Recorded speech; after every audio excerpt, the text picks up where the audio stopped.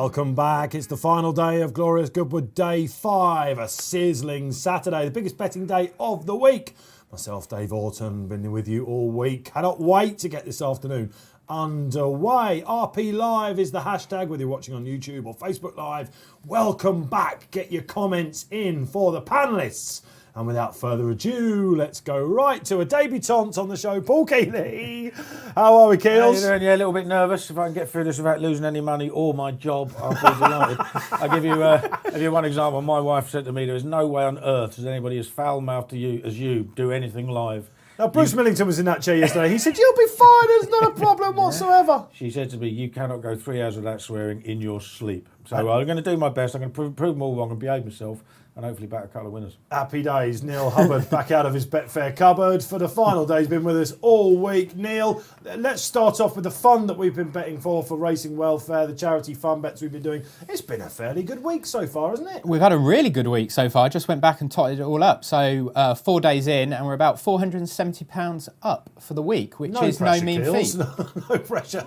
We can double that today. Yeah, that's the confidence we like, isn't it? Can't we? We will. We'll be having loads and loads of fun. Neil will be teaching you all about the different markets you can do on Betfair. Not just Goodwood today, Newmarket as well. It's like 9 live races for you. Even if there are delays, if you can back it, if you can lay on it, we can cover it. And we'll do it with a big smile on our face as well. A bit of an end-of-term feel today, isn't it? Glorious Goodwood, how's it gone for you so far? If people haven't been watching the feature shows or reading you in the paper, where have you been? But, Paul Kealy, how's your week gone? I say so-so. You know, I mean, I haven't won a fortune, I haven't lost a fortune. I had 2 winners, they were both short prices. Obviously, that's more than acceptable in 2020, isn't it? In 2020, because I've had actually a horror show for 2 months on the tipping and betting front. So, I mean, to come out the other side and not had a disaster, yeah, it goes just like what all your backers are wanting to hear. It goes like that. You have your losing runs, your winning runs. I've had a pretty poor run. Hopefully, it's going to get better. A couple of decent wins, but at shortest prices. A couple of hard luck stories. I think Smart Champion should have won the 2.5 mile race. He was given too much. Polarised opinion, didn't it? We had Ross Briley in the show in that seat on Wednesday. He was saying, why don't they just ride him a little? This is a Dave Simcock course in 2 mile 4 race. If they rode him a little bit more prominently, let's just, because people know exactly what we're on about, I'm sure, unless you I don't understand why a hold-up horse has to be held up nearly last. A lot of Simcock courses are, aren't horses have positions in races, don't they? In any race, there's going to be a first and a last. But why? Desert Encounter yesterday. Why you bless him. Bless him. It's another Simcock course. Yeah, he's always dropped out, and he does travel. He was quite eye-catching, by the way. Yes, in the Golden Mile. I mean, he tends to be. I think he's going to win a nice prize. Needs the rattly stuff. Yeah, he needs it rattling. Probably needs it stiff.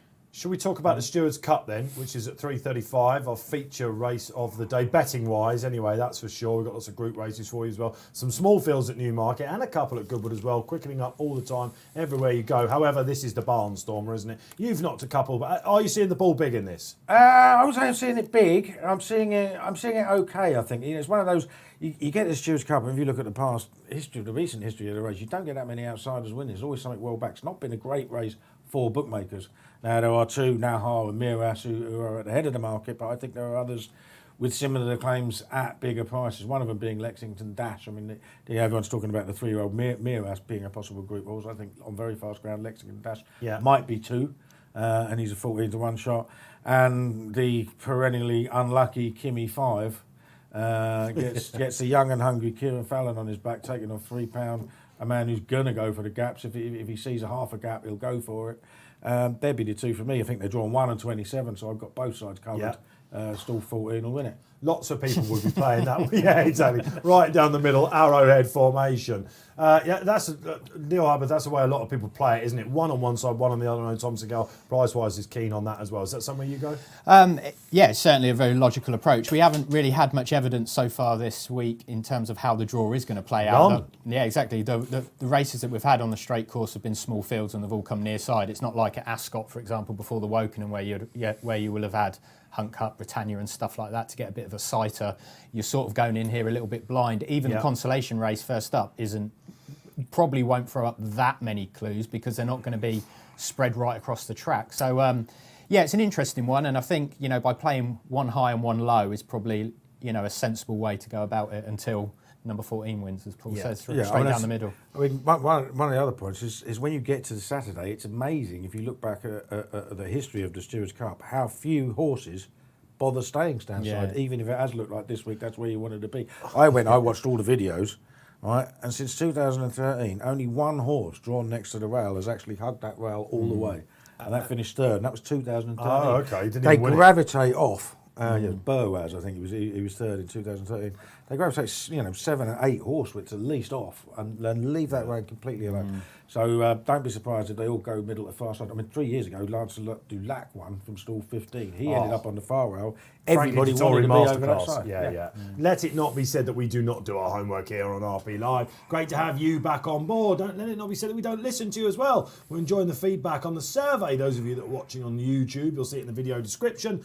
Have a go at the survey, because later on today, the best feedback out there wins a £50 Amazon voucher as well. A bit more housekeeping, members club. If you're not sure on what we're saying, you can sit there at the moment. This is why we know you love the show. You can click up, watch these replays as we're talking about them. I'll be doing my best to describe the action of what's happening during the races. I'll be coming to you to see which one you want to be on at this point, and that's where the beat machine might have to come in.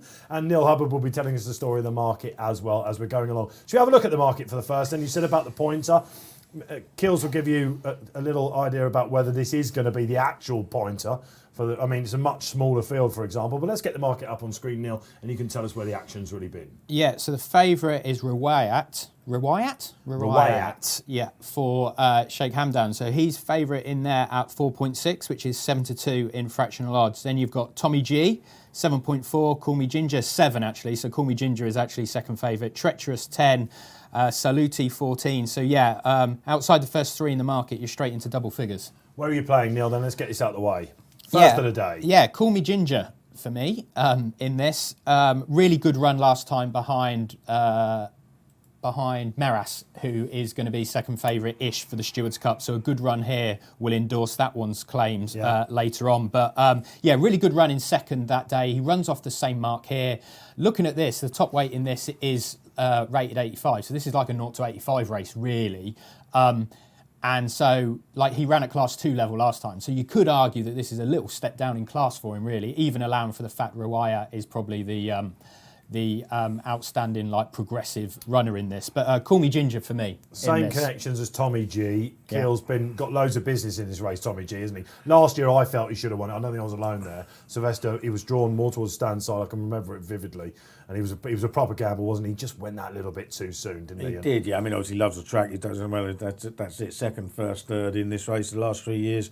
He's a 7-year-old. He's down to 72 now. He did finish second last time to Prompton, who won the Golden Mile on Friday. So you're talking about a solid piece of form. That's his best run since this race last year. So that he's been primed on it. I'm with Neil. I like Call Me Ginger. He's actually a half brother to Tommy G and a full brother to Primrose Comet. That's amazing, isn't it? Not very often you get 3 siblings in the same race. 2 siblings won yesterday, by the way, Prompton and 1 Master. So sort of keep it in the family Goodwood. Yeah. But I like Call Me Ginger. He actually flopped out the stalls at that Hamilton race. He was always on the back foot. He wouldn't have laid a glove on the winner. The winner looked pretty good, but he still came through and beat the rest. That was the best run of his life. So he's coming into it in good form. And back to another horse who's coming into it in awful form. Oh God! But one that's handicapped if he runs to anywhere near some of last season's form, it'd be a good thing off a mark of 72, and that is Dark Shot. Oh. Now the Dark Shot, it is a shot in the dark. This it's really more because than that. He's beaten 2 horses this season. He did start in the Palace House. I think he finished last, but he only got beat just over 7 lengths. Ran to a race post rating of 85, which if he runs to 85 here, he'll be in the frame because he's running off 72. Now, last year he was in the high 80s. He was second for the second time in the dash at Epsom on Derby Day. He was second in a listed race. He was second in another big York handicap. He's got loads of downhill track form. He loves Epsom. He was actually 4th to Tommy G in this race 2 years ago. 88 he ran off then, £16 lower now. He's one of those, if he comes back to form, he can go very close. Can he come back to form? Probably not, but he's 40 odd. What is he? He's 50 on the He's exchange, 50 now, so I'm going to have to step Yeah. in again because I've just had a bit of 44. This race. So we're going again. Well, there you go. This is what Keels does. If he sees a drifter, it comes out big. And funnily enough, you're on the show. Loads of social comments coming in already. Let's get to the screen and get some interaction going on then. Commander Von Rorik, yes. Good to have you back, Commander. Good afternoon. Please let Paul do some commentating. Do you fancy calling one this afternoon? Yeah. Why not? What about the Ember Highway? Yeah, the 3 runner race. Yeah. No, do you know what? They're a bit harder than you think, the ones where there's only 3 runners, which Ember is going back for another Lily Lantry later on. There you go. Great shout. We'll have that. I did one in the Betfair Market. You know, the Betfair Market at Cheltenham, they had one where you could call a Tingle Creek. Like, you got it. You You could test that yourself, go? couldn't you? You could call a Tingle Creek, and you knew what was going to happen anyway because you've seen it. You've seen Were it you on millions duty of at the time times. for us? Or were you? No, I'd finished and Oh, dear. I'd had a couple of drinks. And I was doing this, and I forgot the names of everything, but the swear count which went through. What the year was it? Yeah, it's all being broadcast. Moscow Flowers? Or not? No, it was. Oh gosh, I can't even remember now. How many did you The have? Grey was in it. Politolog was in it. I know that. Yeah, it would have been a Betfair Tingle Creek, Yeah. so it would have been the last, 2 or 3 Yeah, years okay. version of it. Yeah. Sprinter Sacra, something like that. I don't know.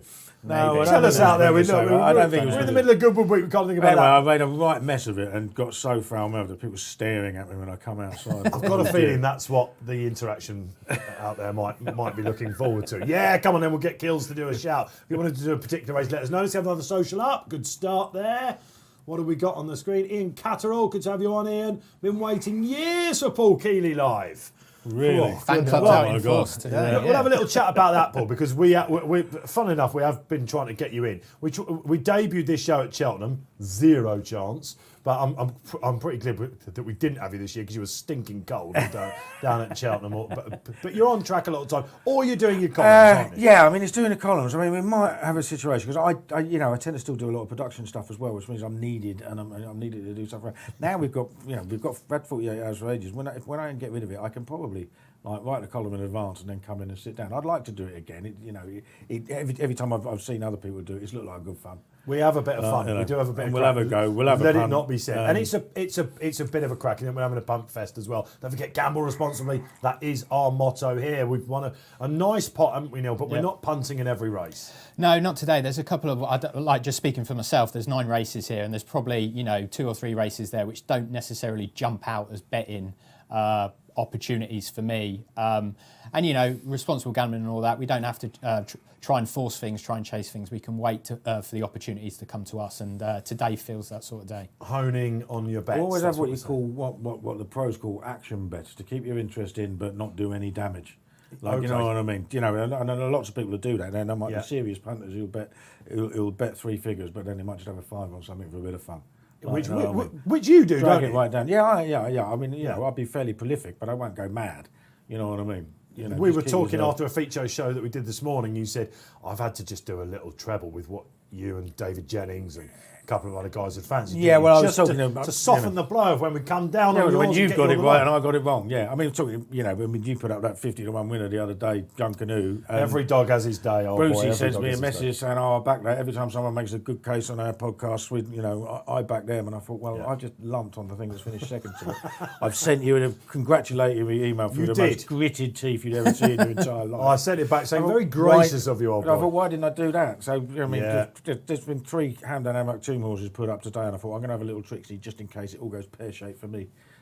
We will get back to that. There's another social on the screen. We're around about what? Well, they've been behind at Goodwood, haven't they? And from what the pictures we can see on the screen, it might be a little bit higher already. I'm currently in a hospital bed. Jimmy's in Leeds. Can I have a shout? Sam Hodgson, get well soon, my old Okay, well, son. soon, Sam, I watched the Badger Beers a few years ago in a hospital bed with me gallbladder issues. We shouldn't laugh, but we were chatting about this morning. We both had gallbladder issues, funnily enough, and it's searingly bad, isn't it? But you can hopefully you're on your phone, Sam, or whatever you're looking. Get well soon, my old son from Yorkshire. Tell you what. Neil's part of the world. Tell you what, punting in a hospital bed when you're high It is on- Yorkshire Day. Dan Walsh in my screen. We've got another Yorkshireman here. We're surrounded by him. It's Yorkshire Day. And people in Yorkshire, I've been to a wedding in Yorkshire on Yorkshire Day in August. They take it extremely seriously. So, Yorkshire Day. yeah, very much. So one day without his flat cap on, though. Is that right? Well, he's not wearing his flat cap, is he? He had He's it been wearing earlier. it all week. Yeah, well, he's an honorary Southerner now. He's a Yido as well, Tottenham supporter. So he's not really a Yorkshireman, is he? Yeah, go on, Paul. Yeah, anyway, good luck to Sam. I do not advise punting when you're in a hospital bed and you're high on morphine. There we go. Did it all go wrong? It could go the other way. You never know. It could go the other way. Sam, there is your shout. Great to have you on. Keep your socials coming in. #RP Live. We're with you till about 4:10, slightly later, of course, at Goodwood today because of an hour race they had. It's given us a chance, though, to cover Newmarket as well. Let's go back to the market, Neil Hubbard, for the first, the consolation race in the Stewards. Yeah, and then we better place our Call Me Ginger bet. But yeah, Rawaya is still the favourite, 4.4. Tommy Ginger, actually, Call Me Ginger is second favourite, 7.2. Tommy G, 8.2, 8.4. So yeah, Call Me Ginger is going to be the selection. We're going to back it win and place as well, just given the nature of this race. Yeah. We want to have the place part of the bet on side. So Call Me Ginger, 7.2. We'll add that to the bet slip. We'll have £20 win at £7.2. At 7.2, that bet's on. And then from a place perspective, we have various options. You've got 3 places, 4 places and 5 places. I think 4 places is probably sufficient here.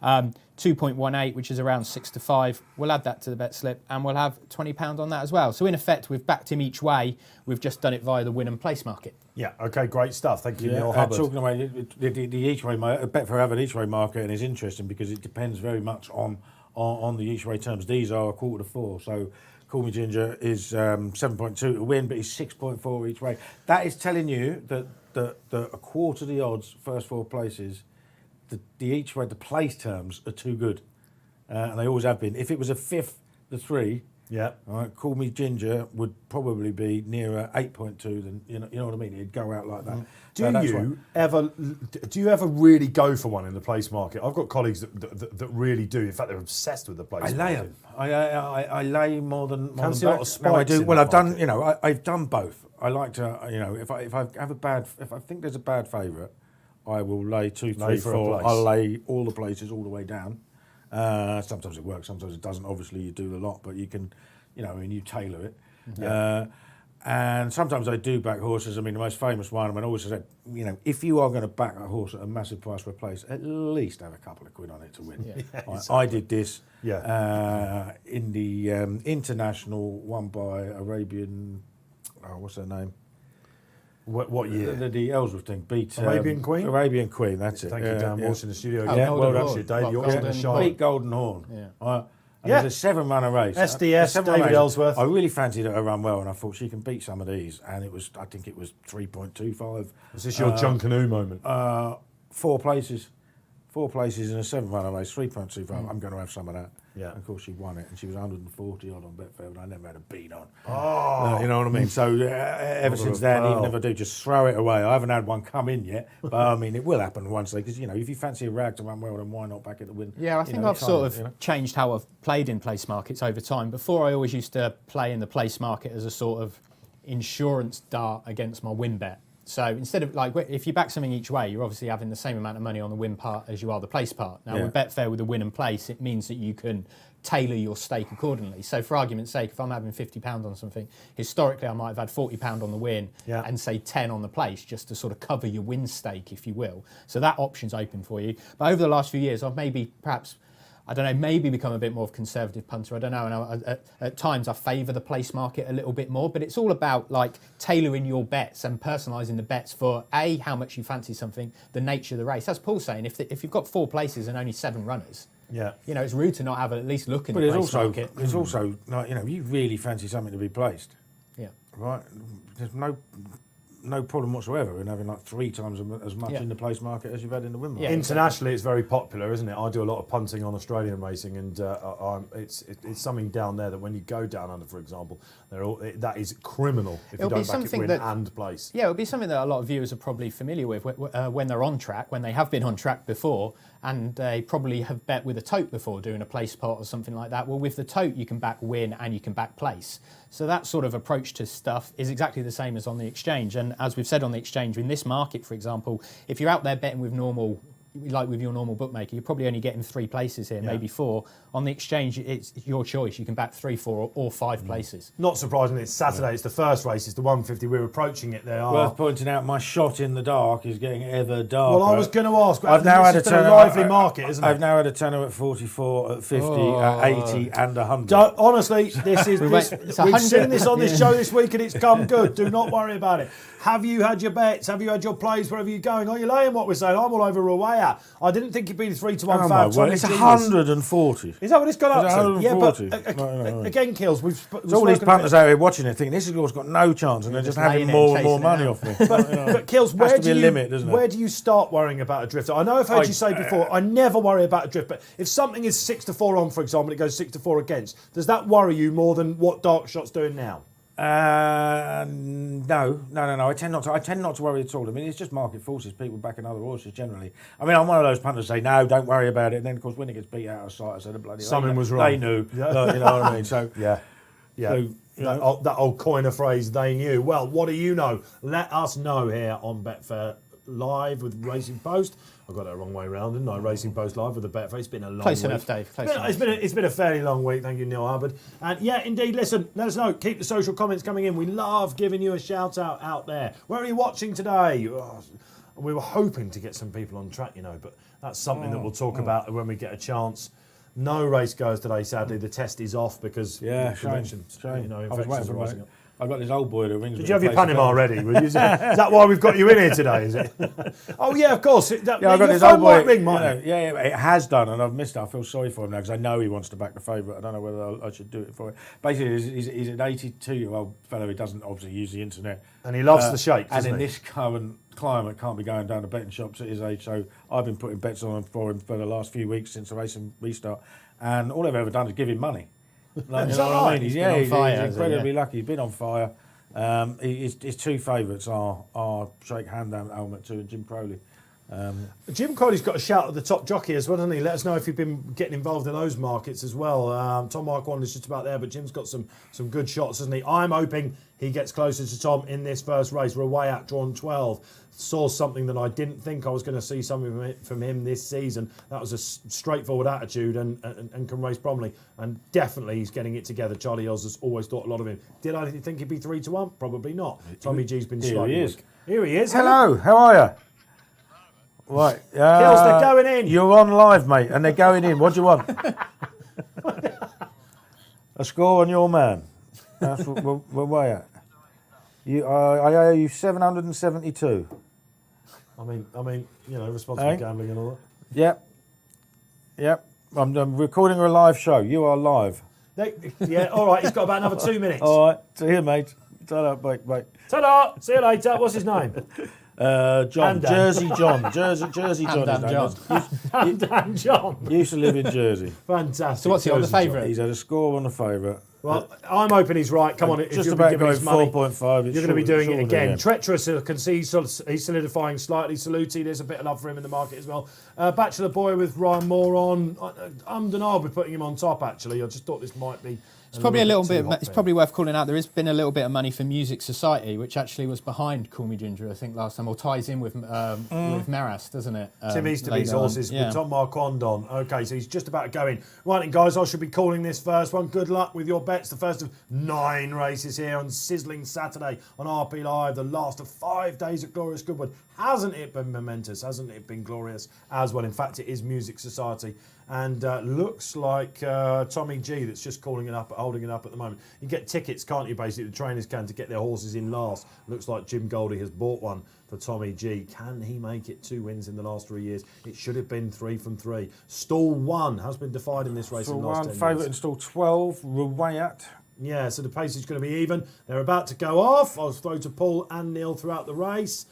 Let's see if we get any pointers. Off they go then, looking like a fairly evil level break. Saluti might have been a bit slow, I think.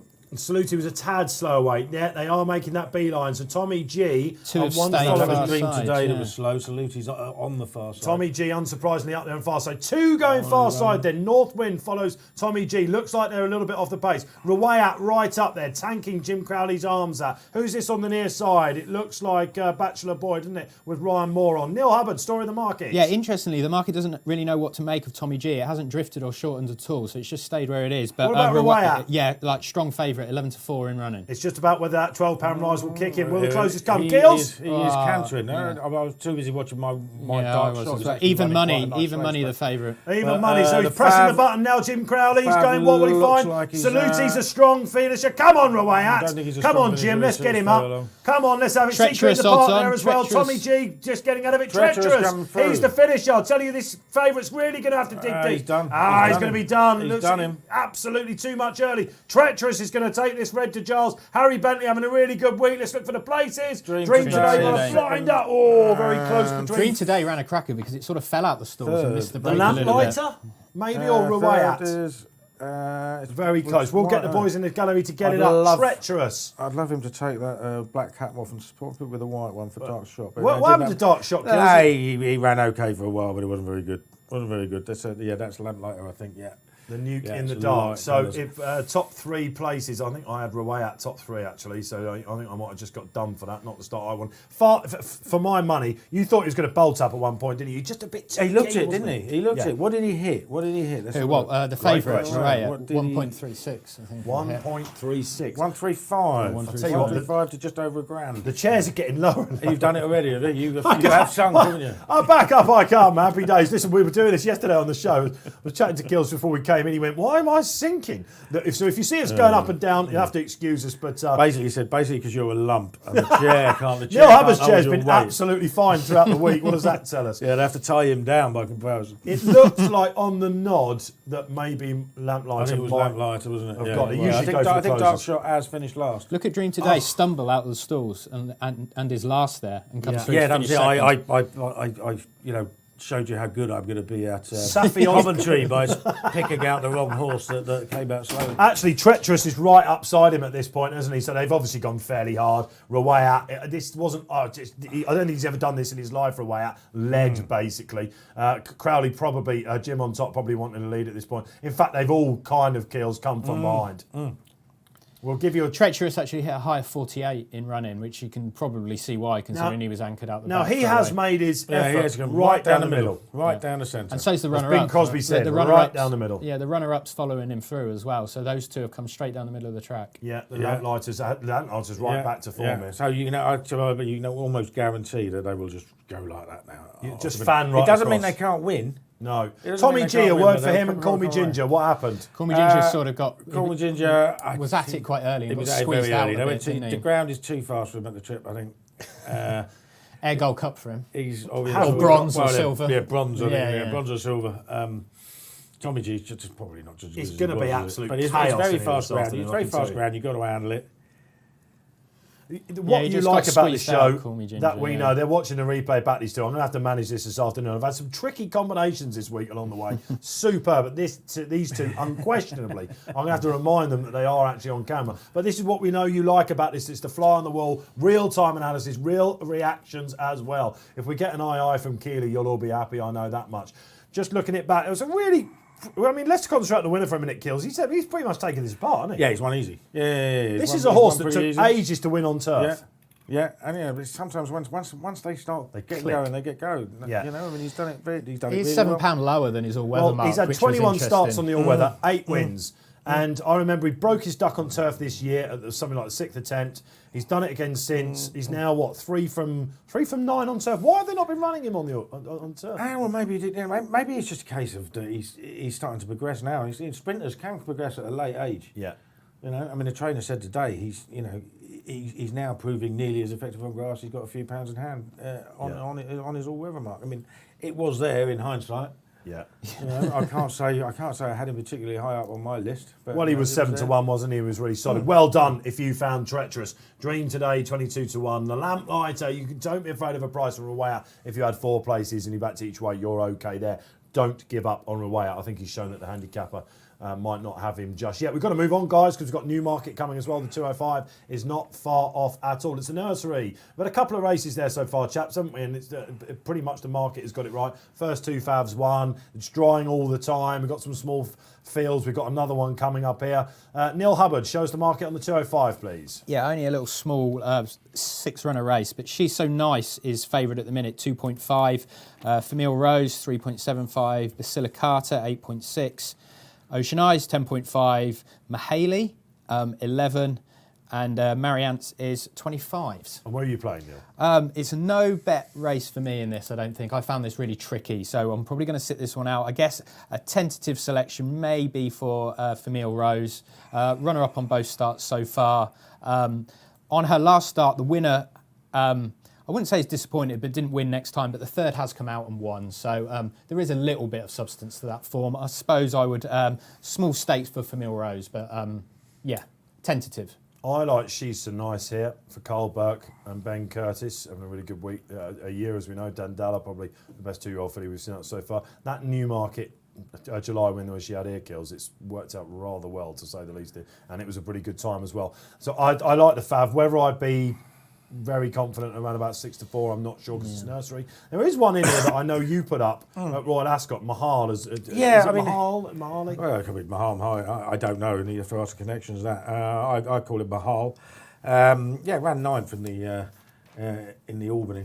Over After an eye-catching debut, showed a real eye-catching debut behind some decent horses.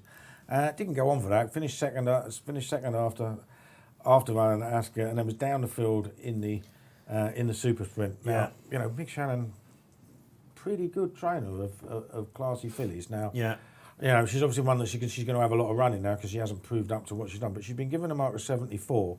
Now, the horses she finished behind at first time out are all going to be rated much higher than that. And of course, her second in the maiden race was to Caroline Dale, who ran really well in the group race at Ascot. I mean, she was that wins a form that's all right, isn't it? Yeah, exactly. At Newmarket first time out, it was Sacred Sardinia Sunset. It was a listed winner. So she's in there off a mark of 74. Jersey John. It's Jersey John. Jersey John's back on. Sorry. All right, hello. You've done your dough. Right. What do you want? Jersey John. Kills. Hey, I'm not. We can put you. What race you want to bet in? There's no hand down runner in this, so I should let you know. You want to score on Family Rose? Yeah. Okay. Got that. You got that. All right, bud. Is that what it is? Yeah. Famille Right. Rose. Okay. There you go. Cheers, mate. Apparently, Famille Rose is Chinese porcelain. Is that what it means? It's a Chinese. And he's expecting it to shine. John used to do antiques dealer. Yeah, okay. All right, so next time Jersey John calls up, you tell him that you're live in the studio on TV. Oh, yeah, he doesn't understand that. No, fair enough. All right, well, okay. So Jersey John, if you're watching, that's it, buddy. You've had your plug. I don't blame him at all, because my phone will start buzzing in a minute. Neil's definitely will. I'm not putting bets on for anyone by myself. Exactly. That has got a really solid chance, though. Who are you going to play in this? I've had a little bit on Mahal, just a very small bet. Family Rose probably has the best top speed figure in the race. And I do worry, She's So Nice. That was good at soft ground last time. It's very fast this time. It's not, it's not a negative. It's just a slight unknown. She's a Maymas, isn't she? First season sire. We're expecting to have a real cut. Yeah, he's had some decent ones, but not a massive amount of winners. I don't think Maymas yet. Well, we've got a couple of minutes until our first live race here on RP Live, the 2:05. The stalls are on the far side, but they've been coming sort of towards the near side, which I was listening to Clark of the Course at Newmarket being interviewed earlier, and he said, look, we're not exactly sure where they're going to go. We had to put them far side, but this is a meeting where they do tend to come up the stands rail, so expect a bit of a beat on. When She's So Nice won, she went nicely clear. I think they're on the far side. The stalls are on the far side. They are. She went, which is the carbon copy of what she had when she won her maiden there. And we know with Carl Burke, he can get these fillies on a roll. Oh yeah, I mean, he's a good trainer, full stop. Anyway, but I mean, he has got some decent fillies. And I did Maymas a disservice, because he's of course a sire of Method, who looks rather special.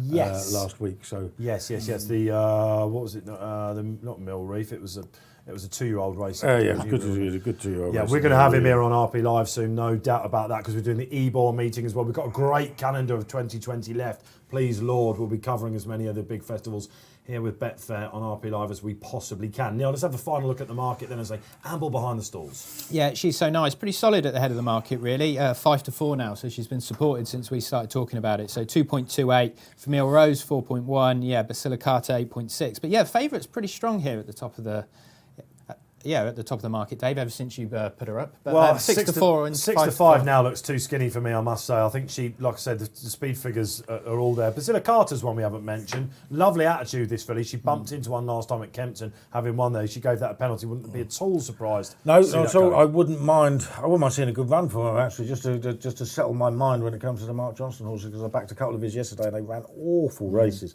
That's it. They're running, aren't they? I mean, it can be very in and out of the yard, doesn't it? I mean, it's got a good strike rate overall, and they run so many times they bounce back. Yeah. So you probably shouldn't worry as much as I am. But when the money's down, you do find reasons to worry, don't you? Yeah. So she's probably the pace angle in here as well, isn't she? Her and She's So Nice might tee it up for something to back. Certainly, I've been looking forward to seeing Mahal back over the 6th furlong. I just wonder, is she one of those that's going to be caught between trips? Do you want me to do this one? Nice easy 6-runner debut. Are you going to take the mantle? Yeah. Happy days. Save my voice. Absolutely. Well, I'm not going to do. I can't be doing the 30-runner. Stewards Cup or whatever. Leave that one for me, eh? I only mentioned one horse in the middle and I got it wrong straight away. So. and that was your dark shot that absolutely fell in the hole. Ought to be a nuke shot, wasn't it? Okay, Paul Kealy, you asked for it. He's going to call it. It's the 205 at Newmarket. 2-year-olds going in. Basilica's a head over the side there, but it's got it back now. So it seems to be a little bit settled. Still what? I was excited. They're going to stick a hood over in there. They're putting a hood on her in.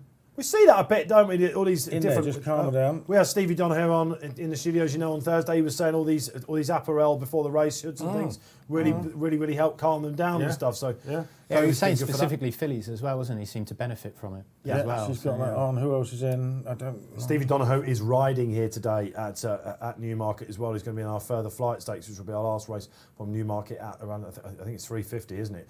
Usually run at Nottingham in the first week of April. You will well know that they've saved it, and it's a tasty, very interesting little. So who we got left? We've got Ocean Eyes left to go in. We've got Marianne's left to go in.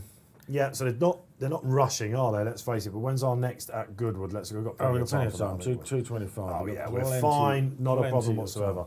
Yeah, there's a chance that we might spill over because at Goodwood this week the race times have crept over for whatever reason. That being, of course, social.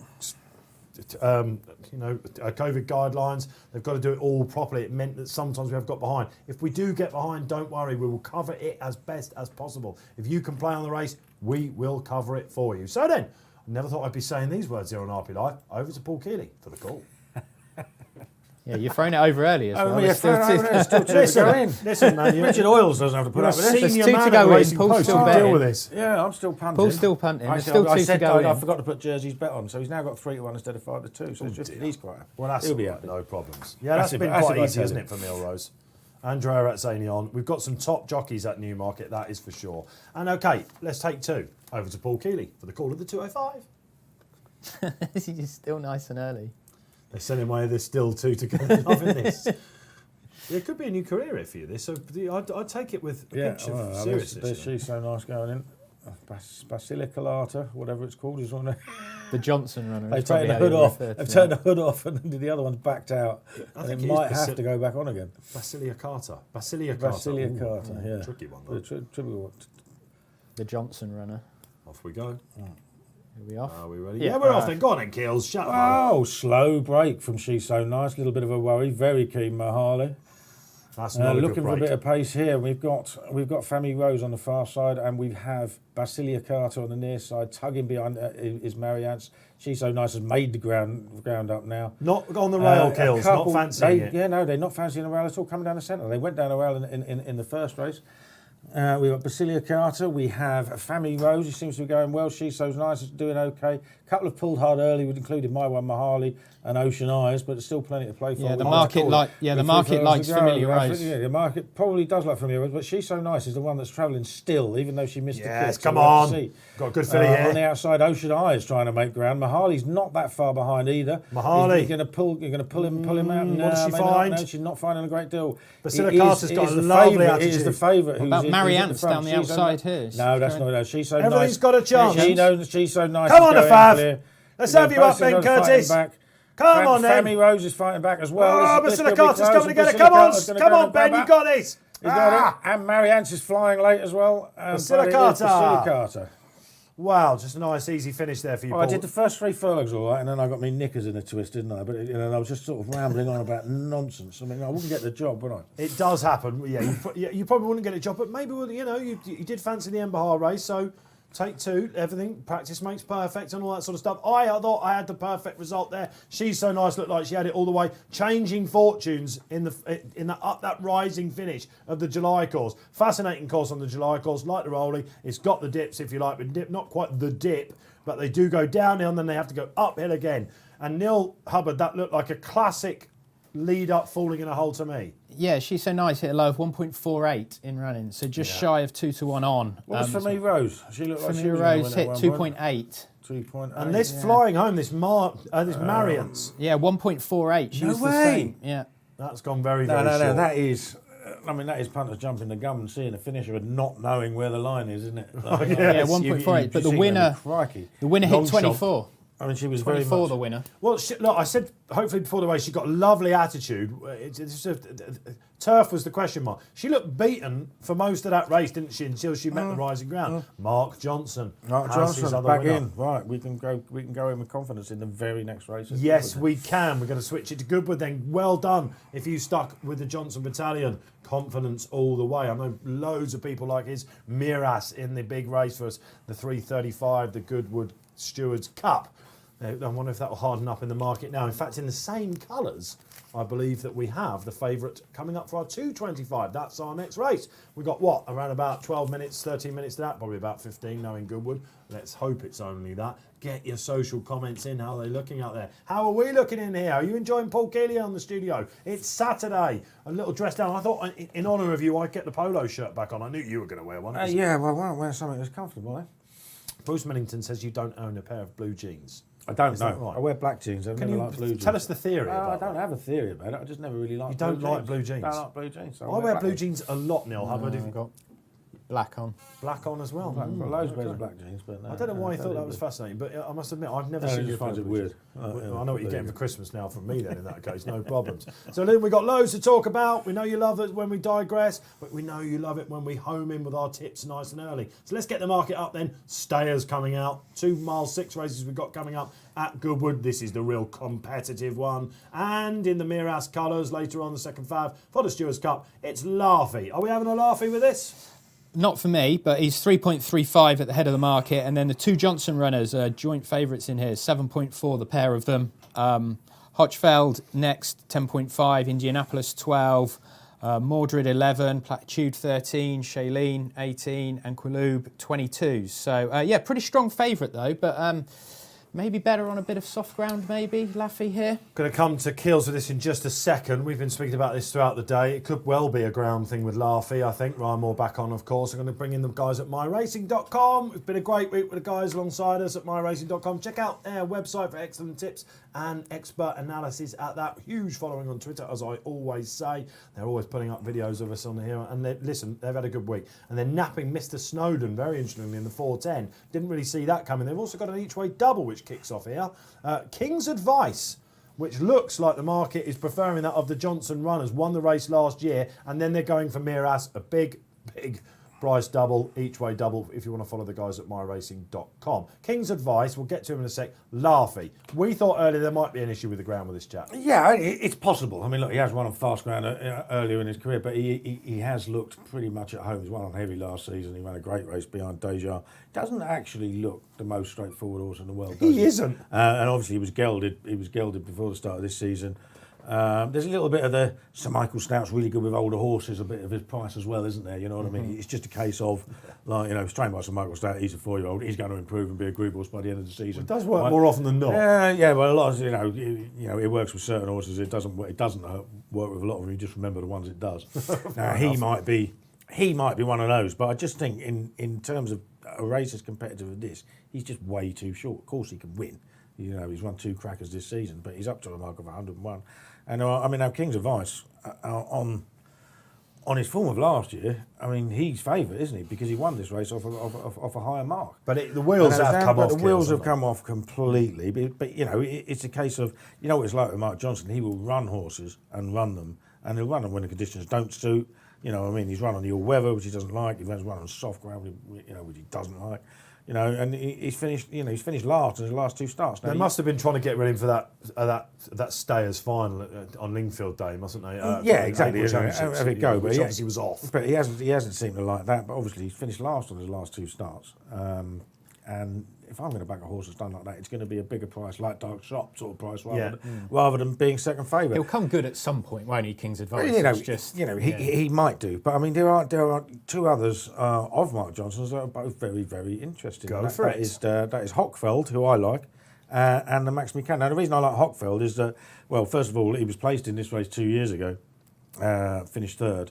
And he was on the mark of 102 then, and he's down to 92 now. Now, part of the reason he's down to 92 is he hasn't quite been informed. But after 2018, he only ran twice in 2019. Obviously, he had his problems. Then missed 13 months until coming back last month. And each run that he's had has been better than the previous one on Racing Post ratings. And as he's been running, his handicap mark's been going down. Now, his handicap mark's now dropped to 92. He ran to a Racing Post rating of 96 last time. If he comes on another £5 or so from his last run, which is perfectly possible, then he's going to run a fair chunk above his actual handicap mark, and which means he ought to be running very well. But I like that profile of a horse whose form is going up and his handicap mark is going down. He's got that.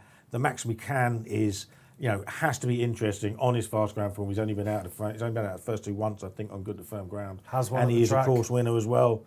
So I think they are far more solid than King's Advice, but the market is at the moment speaking in the favour of King's Advice, and the market can speak. I can't remember the name of it, but I remember a Johnson horse that got smashed off the boards in a Glorious Goodwood handicap a few years ago and wasn't one of the favourites earlier and just bolted up. So I mean, market can speak in their favour, but as a punter who likes to try and ignore market moves, I would be back in the Max McCann and Hochfeld. Cheers, Keels. So 2 ticks for Johnson. Yeah, I'm on the Max McCann as well. I put him on top. He pops up, at least once a season. Really, really tough horse. He caught my eye at Royal Ascot.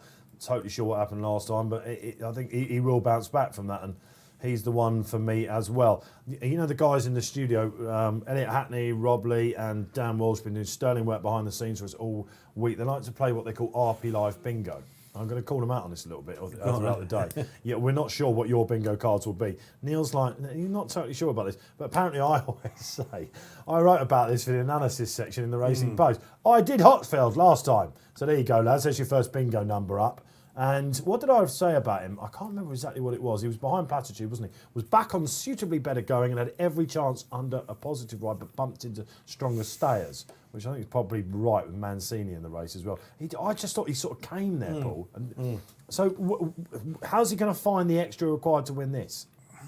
Just not sure. Not sure that he is, to be honest.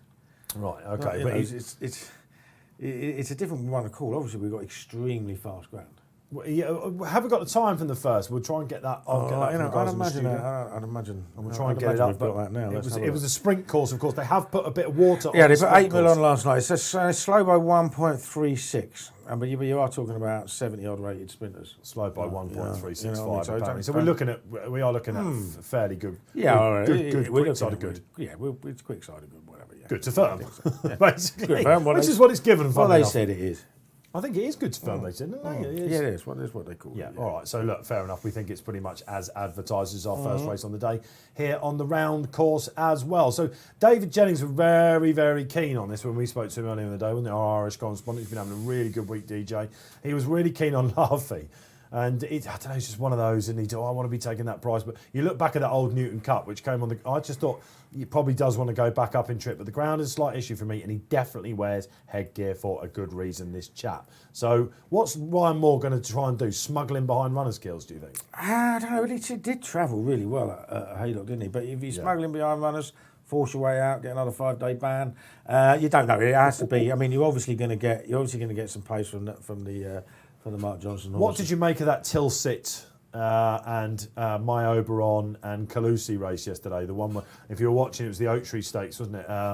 The Bonham Thoroughbred, the listed race, or was it a Group 3? Looked like a really interesting tactical race. Turned out to be a mental race. It's funny. I was following, I was following a bit on Twitter, and a lot of people were saying, if Moore appeals against this one, he'll definitely get off. because as opposed to Havlin, who got the ban overturned, he had the whip in his right hand, and the horse ducked in anyway. Bruce seemed to think it was fine, and it was more the horse that did it. I was slightly on the other side, where I thought Ryan definitely thought he could get to that rail, and it obviously didn't do Tom Marquand on the runner-up any good. No, there's a lot being said at the moment, Kills, isn't there, about the race riding, and is it going a little bit too far? We had an incident down under with Hugh Bowman, who is Australia's, I think we can probably say he is Australia's top rider, obviously the rider of Winks, came here and had a great spell for Mick Shannon. He put a young lad called Andrew Adkins into hospital, and you may say, what do you mean he put him into hospital? Well, it was an awful incident. In Australia, they react to these things so much. Hugh Bowman had to come out with a public statement, and I think it was on the news. He had to come out and say, this is Hugh Bowman, and he's got like a 6-week ban. Yeah. Are we harsh enough on jockeys here? Some people in Australia said he thought he should have got a lot more than that. Right, and then criticised him for the statement, didn't actually say sorry. It was a bit of a mumble-jumble, wasn't it? Yeah. We take split decisions in an instant, which is right. I think you can go too far, but I also think there is room for saying, well, hang on a minute, you've got to be a little bit tougher on this because an accident is waiting to happen. I can understand being a little bit more lenient at tracks like Goodwood, right, because horses get unbalanced and they do roll off a true line. But there are some manoeuvres that jockeys do make, and you think to yourself, you shouldn't be doing that. Yeah. And they probably get away with it more often than they should. I definitely think there is a case that... We were also talking about Ryan Moore in these live stewards' inquiries, Neil, weren't we? And there was the time when Oisin Murphy a couple of years ago when he said, where Ryan Moore got it going his way, the senior rider, if you like, looks quiet and meek and mild, doesn't he? Well, if you remember, he said he's not strong enough to... I know the horse, he's not strong enough, like that. So, which was remarkable. I think he might have changed his view now. Well, I think so a little bit, yeah, absolutely. Oisin has come roaring back up there.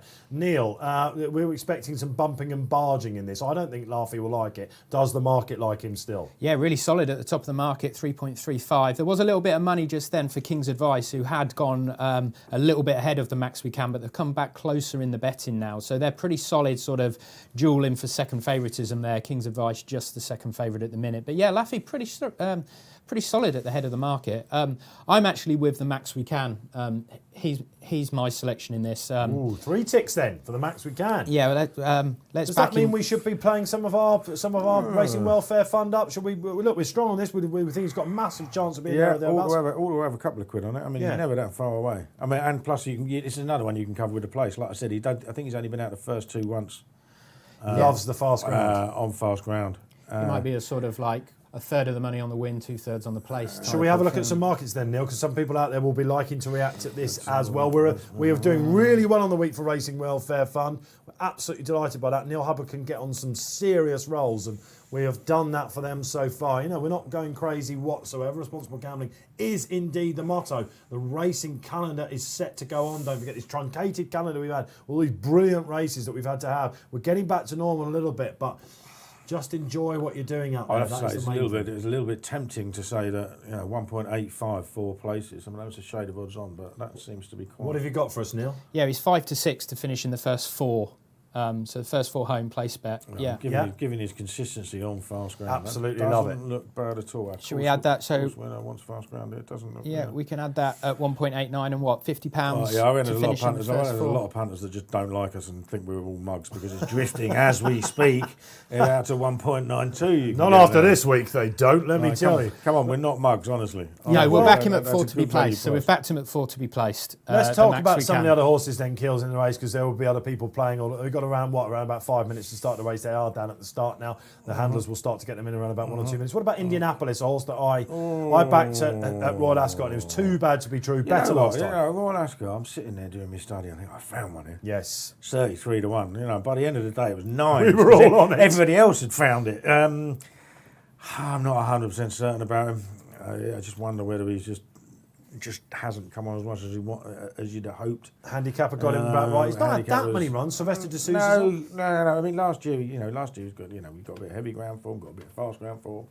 But he was interesting last time at Ripon. I mean, he didn't run badly. Stayed on. Messy race that, wasn't it? Spanish he just never looked like he was going to win, but he was like the closest he was at the finish. Yeah. So the trip might unlock a bit, is what we're saying. Yeah, I mean, it could do. It could do. What about Mordred? Kieran O'Neill's having a really good week. I saw him at Wolverhampton last night. After we So I've got Jersey on the phone. We're going to have a quick bet on him. Go on quickly. They're going in. They're going in. All right, we'll just let Kills do his trading there. Today. So basically, we have got one or more. I'm going to basically take the call here. I'm not going to let Keel's leash on unleashed on this one. Okay. Not after last time. King's Advice being well backed, 11-2 now. King's Advice. King's Advice 9-2. Did you say? 11-2. 9-2. 11-2. 11-2. Sorry, okay. There's a bit of weakness All over behind the last place. year. That's why, because it's 3.85 now. The next three have all shortened a little bit. I mean, the Max Buchanan 6.8, Hockfield 8.4. If you're on Laffy, good luck. If you followed David Jennings in, this is his nap of the day. You'd have seen that if you're looking on your members club or indeed watching the feature shows here on the Racing Post. Or will it be one of three Mark Johnson runs? We're off and running in the 2020 Summer Handicap on mile 6. We'll have a bit of time to chat through this. Very one, shouldn't keen we? Mordred there. Who's going to the front, guys? It looks like away. Kaloob to me. He's going to get up there. Kalub's onto the Platitude front. finished ahead of Hotchfeld last time. Laffy's caught wide from stall 9 at the minute. King's kept him out of trouble. King's Advice got a lovely spot at the moment. Max Buchanan, bit surprised he's gone that far back. Kills and Hotchfield in midfield as well. Yeah. I'm reasonably happy where they are at the start. I think Laffy maybe a little bit keen on the outside there. Yeah, well, one's gone clear here, and it is Kaloob. We've seen this a little bit throughout the day. Unusually, it's Shane Kealy, a rider that gets... Yeah, well, he knows he can get the fraction. He knows Goodwood well. He's done a few decent rides for me in the past, and been winners for me. Rides for me. I've never owned a horse in my life. I was going to say, he Kills, had a something few we winners don't for me know. in the past. Yeah. You've been training all these years, Kills. Well, I'm not that successful, unfortunately. Well, they're going up the hill now. This is what we see. They tend to steady a little bit. Loved having Stevie Donoghue in the studio on Thursday. He was telling us as we were going round Goodwood exactly when they tend to steady it up a little bit. We are pretty much approaching the halfway stage. But there's no hold up here. Neil Hubbard, the market, is it reacting to this front runner? No, not really. I mean, they like both King's Advice and the Max Buchanan are around 5-1, 11-2. Kaloob is 27 still, so the market's not taking him too seriously at this stage. Yeah, Laffy 3-1. Laffy is 3-1 all the way out. This is the value you can get in running. A lot bigger than basically the 2-1 you were offered beforehand. Is he going to fall in a hole, this Kaloob? I mean, it's Gary Moore, isn't it? Jump canoe, all over again. They're all still travelling behind, aren't they? So nobody's on the hurry up yet. Platitude is getting a little bit closer though. Jim Crowley. 6-1 Platitude. Stevie Donoghue says he shouts at horses. What will he be shouting at this point? Oi, come back here, he'll be saying. And King's Advice has got to keep looking at this one. Now the Max Buchanan is starting to make a move. Sneaking through.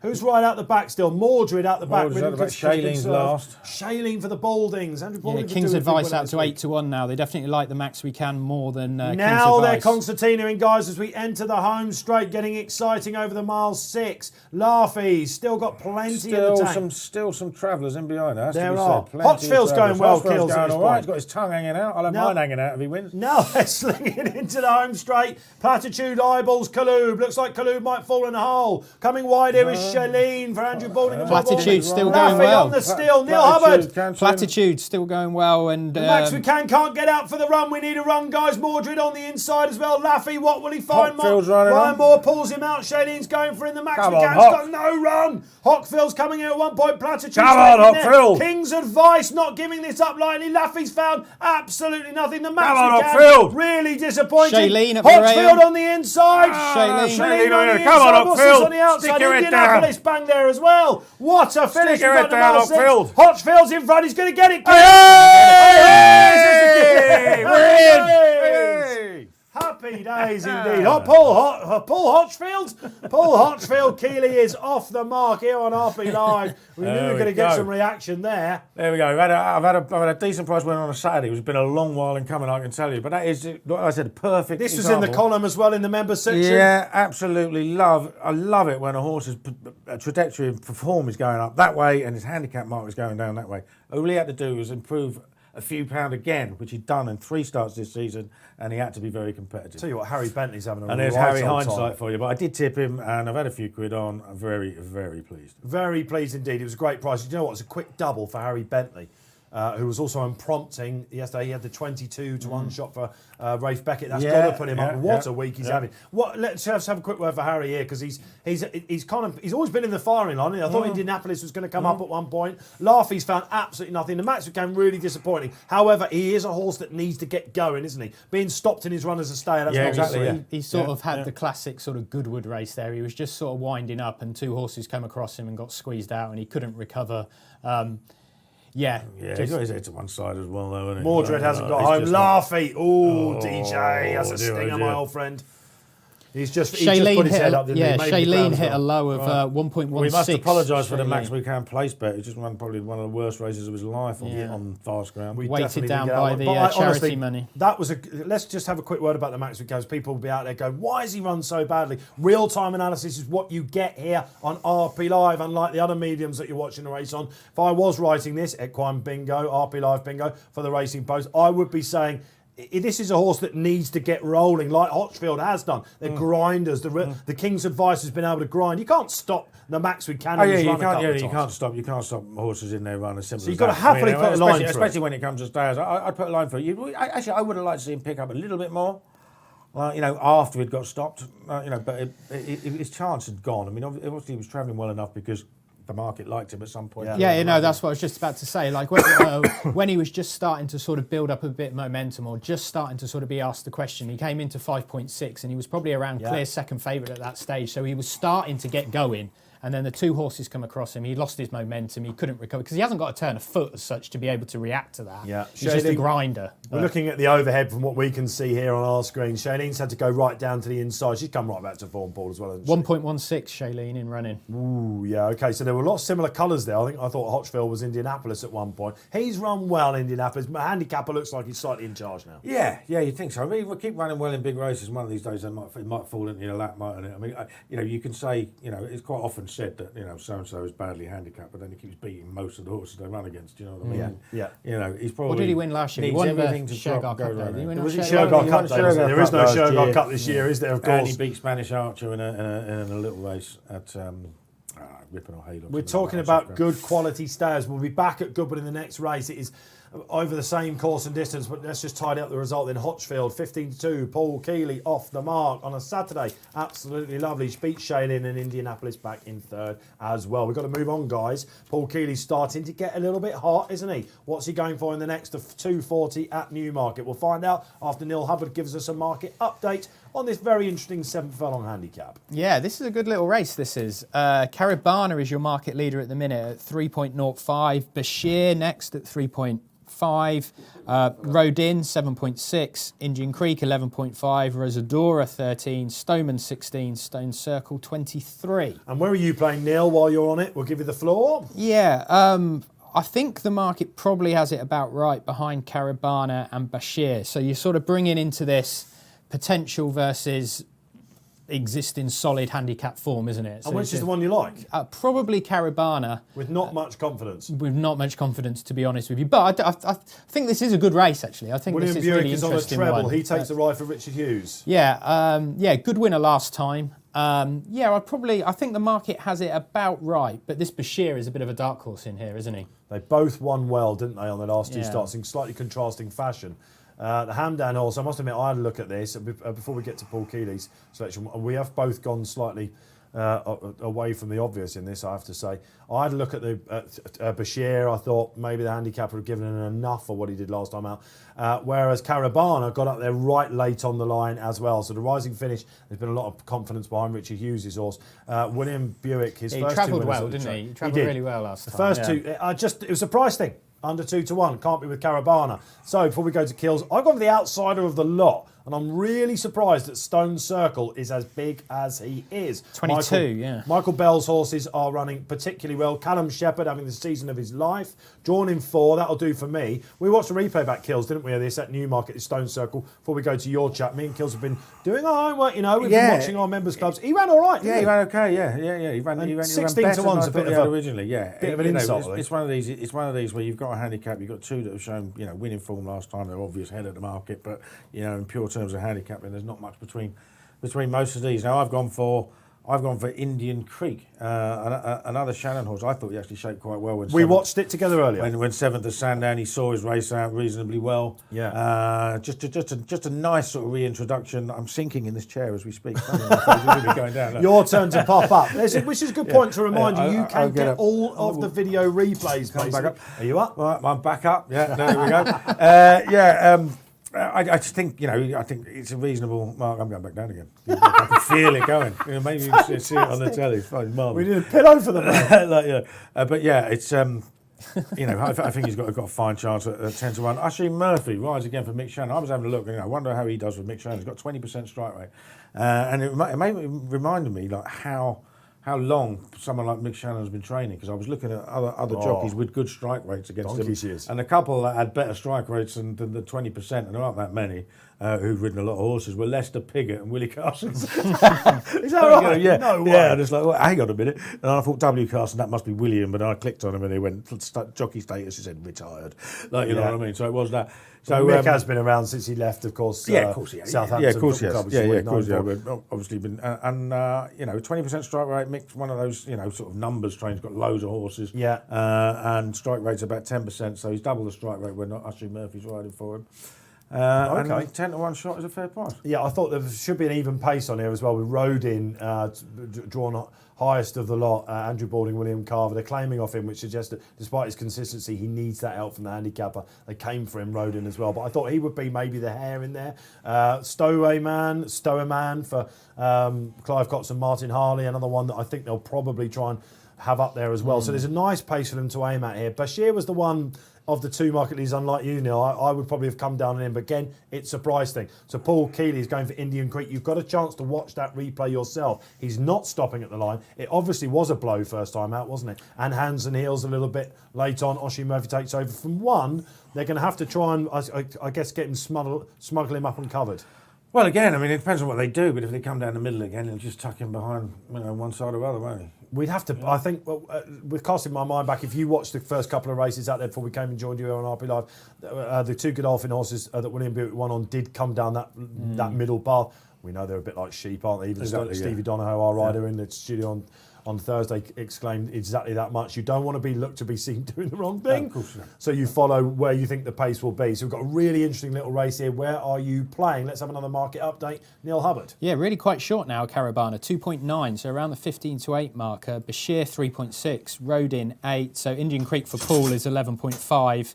And, Stone Creek, 23 for you, Dave. So, yeah, the outsider. But it's not, he's not a wild price in terms of, as the outsider. He's not like a 50s or 60s shot. So it is quite a compressed market behind the favourite, who is actually really strong at 15 to 8. But he was my idea of the most likely winner. But I agree with you in terms of price, Dave. He's not a bet for me. He's quite short now. Yeah, fair enough. Let's have a little chat about this, Kills. How have you been dealing with looking at your Racing Post cards and seeing lots of single digits numbers since their last runs with horses, for example? I've been saying to people on this show, if you believe in the bounce factor, you're not having a bet this year, are you?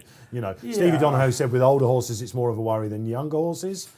Yeah, I mean, occasionally the bounce factor is, it depends on how well they run in the first place, because you can expect a horse to bounce off a big run. If you bounce off a big run, but when it comes to young horses who haven't had, a layoff for a reason, I think you can get too worried about it for no reason. There's been nothing wrong with a horse, and I don't believe so much in the bounce, unless they've run 10, 15 pound higher than they've ever run before. They've run that big lung bursting effort that they've never had. Then I would say I wouldn't worry about it at all. Okay, all right. Let's can we get the market up again, Neil? Because let's see if any of ours have come in. Indian Creek, whereabouts is he sitting in the market, Neil Hubbard? Yeah, fourth in the market at 10, 9.6 at the minute. Yeah, so Caravana drifting a little bit. Bashir 11 to 4. Rodin 7.2. Yeah, a little bit of money for Rodin maybe. A little bit weaker than he was first thing this morning. Stone Circle, bit of money now, Dave, into 18.5. No, listen, I'm telling you, if you watch back, you've got time again. At Newmarket, when Stone Circle came back to form, he went over to Ireland last year. That was his big win in the sales race there. Ran in Doha as well, didn't he, earlier this year as well? He did, but we know that this Saudi form, it's just, we've seen some really strange results. Yeah, yeah, definitely. Yeah. When he was fourth last time, I'm probably as good a race, if not better than this, I think. With the two, it was a Hamdan horse and a Godolphin horse that went on. And he had to be on that rail that day, and he was drawn all the way wide. He came and had a really good. He's been dropped a pound. I just cannot understand why this is 16 to 1. So he's a play for me. Paul Kealy's on Indian Creek. Neil Hubbard sitting on the fence slightly. If you had to come down on one of the market leaders, you can see Caravana swooping. Yeah, and he's drifting now, so he's out to bigger than 2 to 1 now. That's about right, I think. Yeah. That is about right. 3.05. So. We're starting to cook here on RP Live. We're having the right old crap. We're all about fun. That's what it is. An alternate view on racing, but we do give you the real-time analysis and the study as well. You've got got serious because you've got a pillow now. Yeah, I got give me a couple of pillows to stop me falling down. Well, if I fall down, I won't fall down that far, so you can't see me head over my laptop screen, which is running in danger of. As long as we can hear you, Paul Kealy, if you got, that is the main thing. if you're a speed figures person, you might be wanting to take on Bashir, Charlie Hill's Bashir, Go on. is right down below. His performance, I think, is £20 off Caribana. You're looking at top speed there. Yeah, looking at the top speed figures. Yeah, I mean, it's one of those lightly raced. Has won his novice, big stable, like automatically goes off first or second favourite for its first handicap. We don't know how good it is. We saw one a little while ago called Yuri Gagarin, trained by John Gosden. Yeah. He had run a Racing Post rating of only 79 when winning at Kempton, and the form was rubbish. Although he'd won it quite easily, he got given a Racing Post rating of 79. He got given a handicap mark of 95. He's heading towards 79 after beating, Is that right? after beating 2 or 3 horses in his 2 runs since. Yeah. He was just massively overrated by the handicap. John Gosden, Now- Godolphin, so they were a bit too harsh on exactly. him. Now, on the clock, according to top speed, Bashir hasn't achieved that much at all. Okay. Compared to the others in the race. Yeah, I thought the handicapper had given him enough, I think. I watched back his run, and while he was quite comfortable, and listen, it's Hamdan Helmet 2 and they're bred to be superstars. Yeah, he's interested. He's interested in his own right, isn't he? But he's taking on more sort of solid handicap form in the book here, and so you're playing that against the potential, and the potential is the subjective part of it of how much weight do you want to add, into that really. Okay, Yeah, right. He's got what they call a Monty Roberts blanket on, hasn't he? So Yes, he has. The so rug. he may be a little bit nervous in the stalls, a little bit fractious later on. We don't know. It's a bit of a muggy day out there, not nearly as hot as it was yesterday. Yesterday was horrific. Did you get on the golf course yesterday? I got out on the golf course yesterday. Did you get past the 5th hole? I cheated. Got a buggy. Of course you did. Of course you did.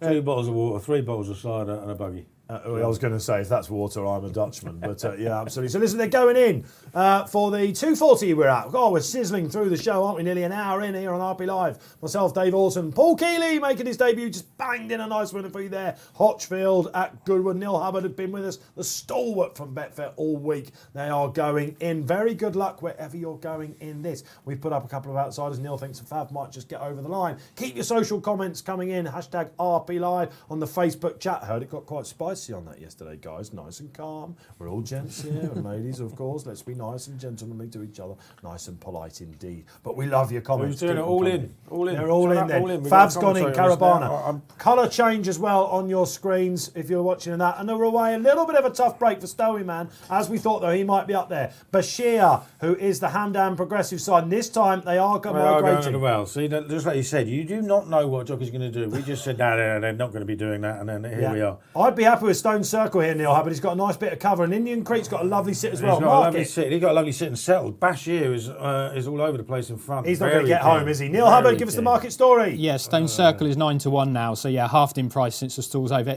Indian Creek really strong, 5.6. Caribana solid, but yeah, Bashir, that pull-in head is not. Market doesn't like that. There are no crowd there, but he's having a good look for lots of people. Bashir, be surprised if he got home. Stowy Man still there. Rodin going quite nicely. Stone Circle needs a run on the inside, but he's going really well. Indian Creek, Oshie Murphy yet to move. Carabana playing his hand late. Have they gone hard enough for Carabana, Paul? I don't know. Stone Circle up the rail here, boys. Sitting last. Come on, the Stoney. Up you go, Callum. Push him away, my old friend. Run on the I'll jolly. tell I'm you on what, Indian the Stone Creek. Come on, Circle's the going to Creek. go really well. Carabana bursting He's got through. the gap Stone Circle now. starting to flatten out now. Indian Two's Creek's on there. Carabana. Carabana's there. Looks like he's going to finish. We saw him do that last time out. Stone Circle falling in the hole. Rodin and Carabana going cheek for cheek at the moment. Rodin's going to find another one too good. Neil Hubbard, fair play. Yeah, Carabana. Yeah, he was just a little bit too short in the market for me to side with, but he did look the most likely winner to me, and he's actually done that okay. He travelled really well. He just needed the gaps to come, and for a minute or two, it didn't look like they would, but when they did, I'll tell you what, Kills. This is one race. Whatever you think about drifters and whatever. I mean, Rossadora was out there. We should have said we missed that as we were digressing. That was one where the drifters were actually the market got them absolutely spot on. Both of the horses are falling in the hole. Oh, absolutely, yeah. Bashir was automatically going to the drift as soon as he was. You run with the head over the side of the rail. You're not going to be getting home, are you? But I would be questioning this now if I was doing the analysis in the paper. I would be questioning this now, and I'd basically be saying, why on earth?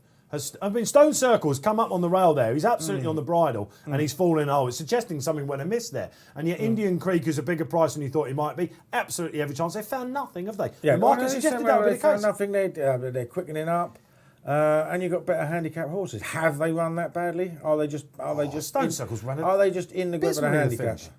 That's run awfully. Rodin is the one you'd handicap it around, isn't he? Really consistent type. Yeah, he is consistent. I mean, actually, having a look at that, Keels, Indian Creek's running on a... I think Indian bit. Creek wants a stronger pace and a bigger field. And I'm not totally sure we like those undulations there. Hit even money Indian Creek in the Did round. he? Did Even he really? money, yeah. What was the story of the race then? Give it to us, please, Neil Hubbard. Yeah, probably that. Indian Creek hit even money. Rode in 2.98. Your Stone Circle hit 3.05. So he hit around 2-1. The winner hit 4.7. But he was always travelling well. It was just a case of whether the gaps would come or not. Yeah, okay, fair enough. Really interesting handicap. Richard Hughes got a nice progressive one there. Where would you be going with him, Keels? Would you be looking at some of these big fields? I mean, is that beyond the realms? Well, he's run off 83 now. He's a 3-year-old at 7 furlongs. He's 1 off 83. What would you give him for that? He goes up, I'd say he goes up 6? 5, 6. Yeah. Right, so he's pushing 90. Now, big 7 furlong handicaps are all aged, so he's got to wait for age to deal with to be getting Something in. at York? Like, you know what I mean? So you might have to go for a 3-year-old handicap at York, something like that. Ebor meeting coming later this Yeah, month. and if he finds a few more pounds, he might find himself getting in 1 or 2 of those races at Ascot. Although later in the season they tend to be smaller fields because they narrow the track. So he's still got to jump up a little bit. But in fairness, I don't think they went very hard there. That's why they're all in a line, and he's stuck. Bashir was he needed a lead, didn't he? Desperate for it. He's coming through off what looked. I mean, until or unless we see any sections, we won't know for sure. But it didn't look like they went a breakneck balance, and he's come through and quickened from behind them. Talking about a breakneck pace, let's breathe for a minute. I need to listen to that as well. How are you finding this? I'm quite You enjoying loving it, it? actually. Yeah. Are you loving it? Well, I love, spend my life. What would you be doing now if you weren't in here, for example? The only difference really is I'd probably have a cold beer in my hand. Who's to say he hasn't? You keep going down, Keels, for something, don't you? Let's face it. Lucasade. Doesn't come over like he's not had a tipple, does he? I can attest he has. No, I mean that'd be it. I'd have a couple of mates. Obviously, we were sitting in the old boy's garden watching it on his iPad, actually. Yeah. And we sit there having a drink, discuss the race, and then have a bet. That is the beauty of this show, Paul, because we know there are like lots of screens out there. They can get it on the phone. Bruce Millington, the show stalwart, was on yesterday. He was listening to us when he was out for a run. I mean, so there's loads of different ways to do it. And when you're out there, we love the fact you're out there. Let us know your feedback. There is a survey if you're watching on YouTube. Don't forget to do that. Let's get the numbers up on that. We've had lots and lots of feedback. We are listening and we will try to act on the YouTube. The winner of that will be a £50 Amazon gift voucher, I believe, at the end of the show. So stay tuned for that. Social comments, about time we get some in. We've got a little bit of time until the Lydia Langtry Stakes, the Group 2 of the day. William Harwood, good to have you, William. This is a long one. Okay, here we go. Watching this in the middle of a desert in Western Australia. Good day. What a show. Is Keels is a legend, I think he said. Okay, love your passion, Dave. And the fella from Betfair seems like a good geezer. I think you've kind of summed us up. Sounds like all a right good geezer Very himself. kind. Be lucky in the desert out there. Absolutely. No lockdown in the desert, I'm assuming. I don't know, maybe there is. They tend to react a little bit harsher than we do over here. Great to have you, William. What have we got else? What else have we got? Let's have a look on the screen. Another one coming up. Come on, Rob Lee in the studio. Get him up, my old son.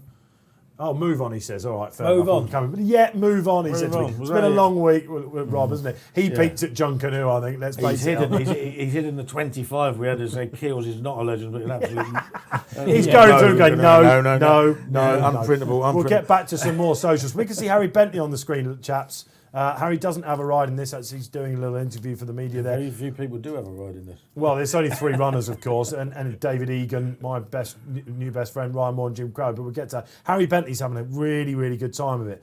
It wouldn't be, when you have these festivals, Gills, you think of Ryan Moore, you think of Oshie Murphy, you think of Buick, the Doyler maybe, Frankie, obviously. Yeah. Not Harry Bentley. He's got to be bang up there now, hasn't he? Yeah. He's a very good jockey. I mean, he had that one horse, Limato, and they found a reason for getting him off that because the owner found a reason for him whenever he got beat, didn't he? Yeah. And I thought he was a bit unfortunate, but yeah, he's now ridden.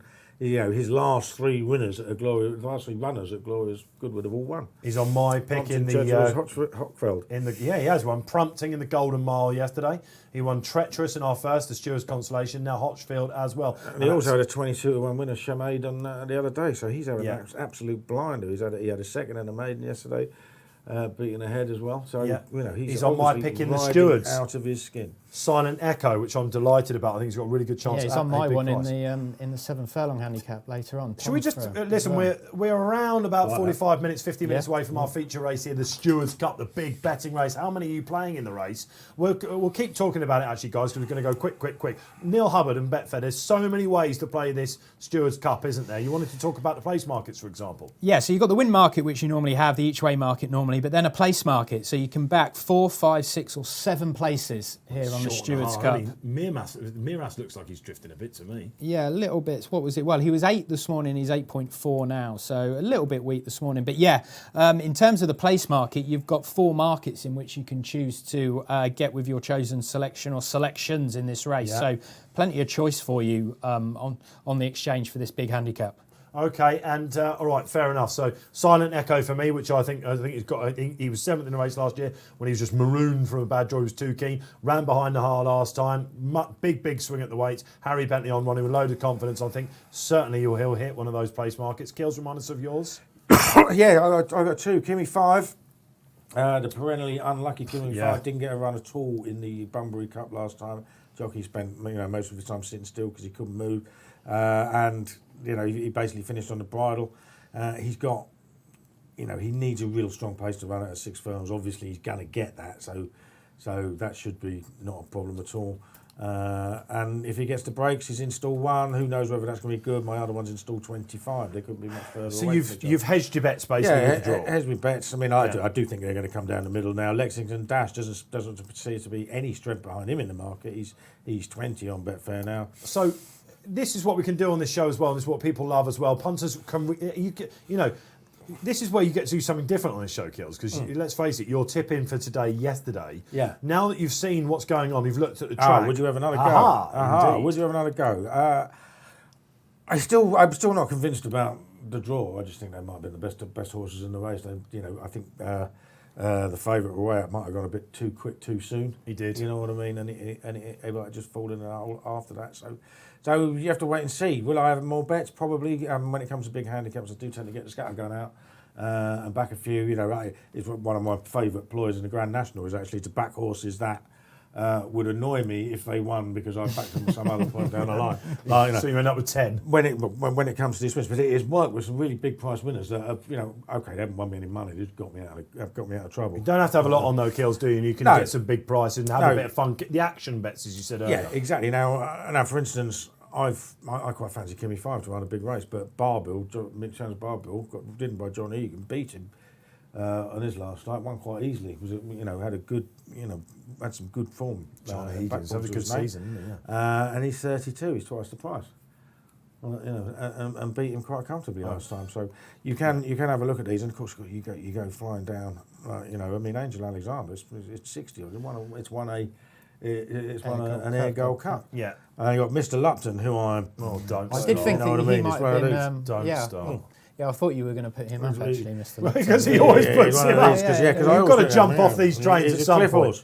Talking of jumping off trains, let's jump back onto the train. We've got the 3 o'clock coming up. It is the Group 2 Lily Langtry. Classy little race, I think we should say that. Now, this is interesting, Kills. We've covered this race already, plenty off air.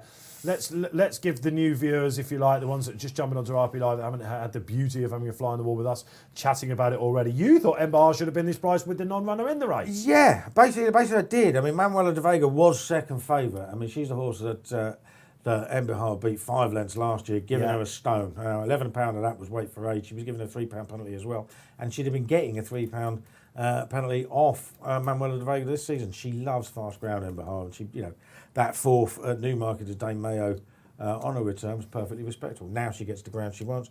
She's just gone 8 to 15. She's what is she now? She is 1.55. And I think she should probably be nearer 1.28. So there is value to be had there at that. Look, there can be value at any end of the market if a horse is a wrong price, and I don't see it. I don't think the 3-year-olds are any. I think we've seen one good 3-year-old filly this season, and that's Love. The rest, I don't. What about? Okay, well, let's concentrate on that.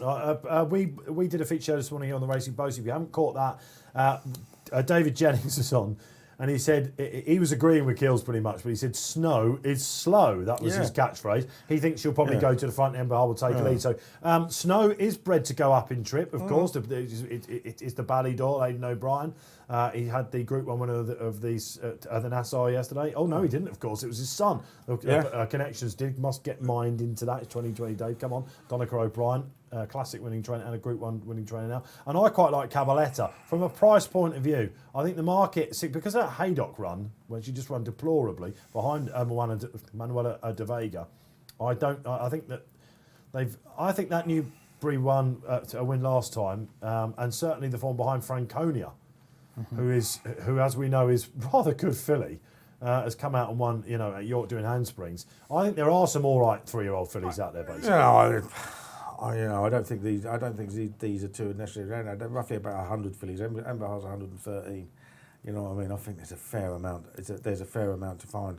I mean, okay, she did probably win quite well in the end. Cabaletta and might enjoy going up in trip, and I have backed the 3rd and 4th at Newmarket later on, Macari and Bella Vita. So you'd be happy to see her run. I do think that's a potentially weak-listed race later as well. If you look at the breeding in Cabaletta, she's out of a mare called Allegretto. The she'll be partner all about this at Galileo. Yeah, I mean, Snow's a sister. She was a 2-mile winner. Exactly, Kew Garden's sister as well. So look, we're trying to find a reason to maybe not go with extreme confidence on MBR. Listen, of course, it's Jim Crowley. I think MBR, there was a good comeback at Newmarket, wasn't it? It was one of those comebacks where while she was quite soft in the market and half expected, if you like, you kind of went, that's a nice tee-up run for something. Is it a little bit like enabling the Eclipse to a certain extent? Loads of people would have been disappointed, not Connections. Yeah, true. Yeah, true. They wouldn't be that disappointed. But this is going to be their target, having won it as well last year. Yeah. This is her race, and I can't get over 1 to 2. So you still think that's massive? Well, it's just one of those. I mean, I'm terrible at it because I tell myself not to back them. But I mean, I know some punters love to smash onto a short price horse, so they think it's a good thing. When we were chatting at Lord Ascot, you told me that Batash was an absolute good thing for the King's Stand, but you weren't going to play it. Yeah. Explain that. I don't know. I mean, it's crazy. I should have done that. But it's because you like to get the value. I get fun out of betting at big prices, but sometimes price can be wrong at any end of the market. I mean, I must admit, and a lot of punters like this. I did a Marquee and Derby day at Epsom a couple of years ago, and I tipped a horse called Laugh Aloud. Godolphin. I said it was like 4 or 5, and I said this horse should be 1 to 4. It's a good thing. John Gosden. And I tipped 6 other horses, all the sort of prices I liked about. No, they lost. I thought I'd had a terrible day. I thought I'd been embarrassed to stand up in front of people and give people horse that runs down the field. I had about half a dozen people come up to me telling me I made the day because I tipped them an odds-on shot that won. Some people like to go in short and they like you to be confident. I can't see this thing getting beat. I just don't see it. Cannot see this thing getting beat. Before we get a final market update from Neil Hubbard, a reminder of the survey out there on YouTube that we're running this week. Really good feedback coming in. You've still got time to do it. You've still got time to win the £50 Amazon voucher as well. Get your feedback in. We will listen and try and react before the e-ball meeting the next time you see us here on RP Live in the middle of August. That's shaping up to be unmissable as well. We've got one more social coming in on the screen, I'm led to believe. Cole McLean. I had to look at that a couple of times before I got that. Ember Heart and Rabihar, who runs in the 4 o'clock at Deauville. Yeah, we were talking off air with some lads in the studio. It's got a right old chance. To bring That's up a hand fourfold. down. That's a hand down.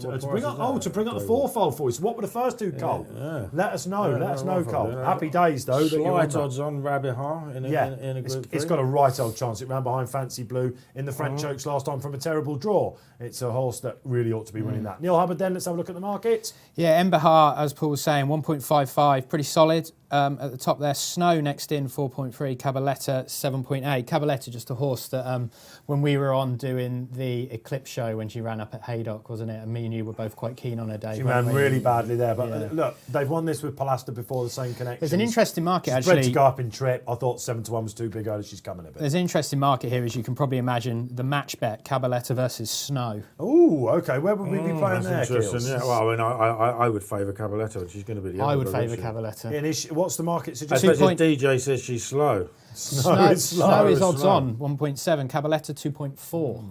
Okay, what do you think, Dave, on that? Well, I would happily go with Cabaletta. Should we have the match bet? Shall we? Come on, let's play. Cabaletta let's have a little play for charity. Because even this is only like this is only a 3-runner race, but we've got we've actually got 5 markets on the exchange here, which you can get stuck into. But yeah, Cabaletta, so 2.38, which is 11 to 8 to beat Snow. What should we have, 40 on it to get the 55 up? Yeah, so we can have 40 on this at 2.3. Minus your commission, of course, on Betfair. That's just happy days. Yeah, and we're on there. So it gives us a nice bit of interest as well, doesn't it? Away from the favourite. If you're not having the greatest of Saturdays, quite rightly so, thinking I just cannot be. I think a bit like Cole McLean here, like. In a race like this, Embahar is probably one that would have been fired into lots of multis during the day. So this will be fundamental to a lot of people's success during the day. This will be. Yeah, talking of ACCAs as well, let's go for the guys at My Racing. Give them a shout as well, myracing.com. We love them as well. Let's go. Oh, Cole McLean has come back. Danilova and Ontario. I'm assuming, Danilova's gone in. Galway, I'm assuming Ontario did win then the first. It did indeed. Happy days. We'll be giving you a big shout, Cole McLean, if that comes in. My Racing then, they're kicking off there. ACCA, they've got a treble for you, win treble. 2 coming up very quickly. Embahar, she gets ready to go into the stalls with Qatar, the favourite in the next at Newmarket. And then our last race here on RP Live, they're going for Withhold and the Further Flight Stakes at 350. Good luck to the guys at My Racing. Right, going in then, guys. Paul, are you going to call this one? Oh, I might as well, yeah. You might, I mean, the 3 runners. We'll have a little kip while we're doing it. What can possibly go wrong? What can possibly go wrong? Yeah, still it's really easy. 1 to 2, Neil. Still. Oh, yeah, 1.5. Yeah, 1.53. So a little bit shorter, but yeah, still very solid. Cabaletta's drifting actually. Ever since we put the match bet down, actually, drifting. Cheers, Neil. You can't say what are the colours. I mean, we've got 3 of the most well-established colours since you and me started getting into this racing game. They're off. They're off, and it's Snow Mason running. DJ said that would happen. Cabaletta very keen early, very keen early. Market doesn't like it right the way up to 11 to 1 already. Not going to like that. Embahar got the what they call the box seat then, Paul. Yeah. Maybe just being chivied a little bit to stay in, But no, they're going slow enough, aren't they?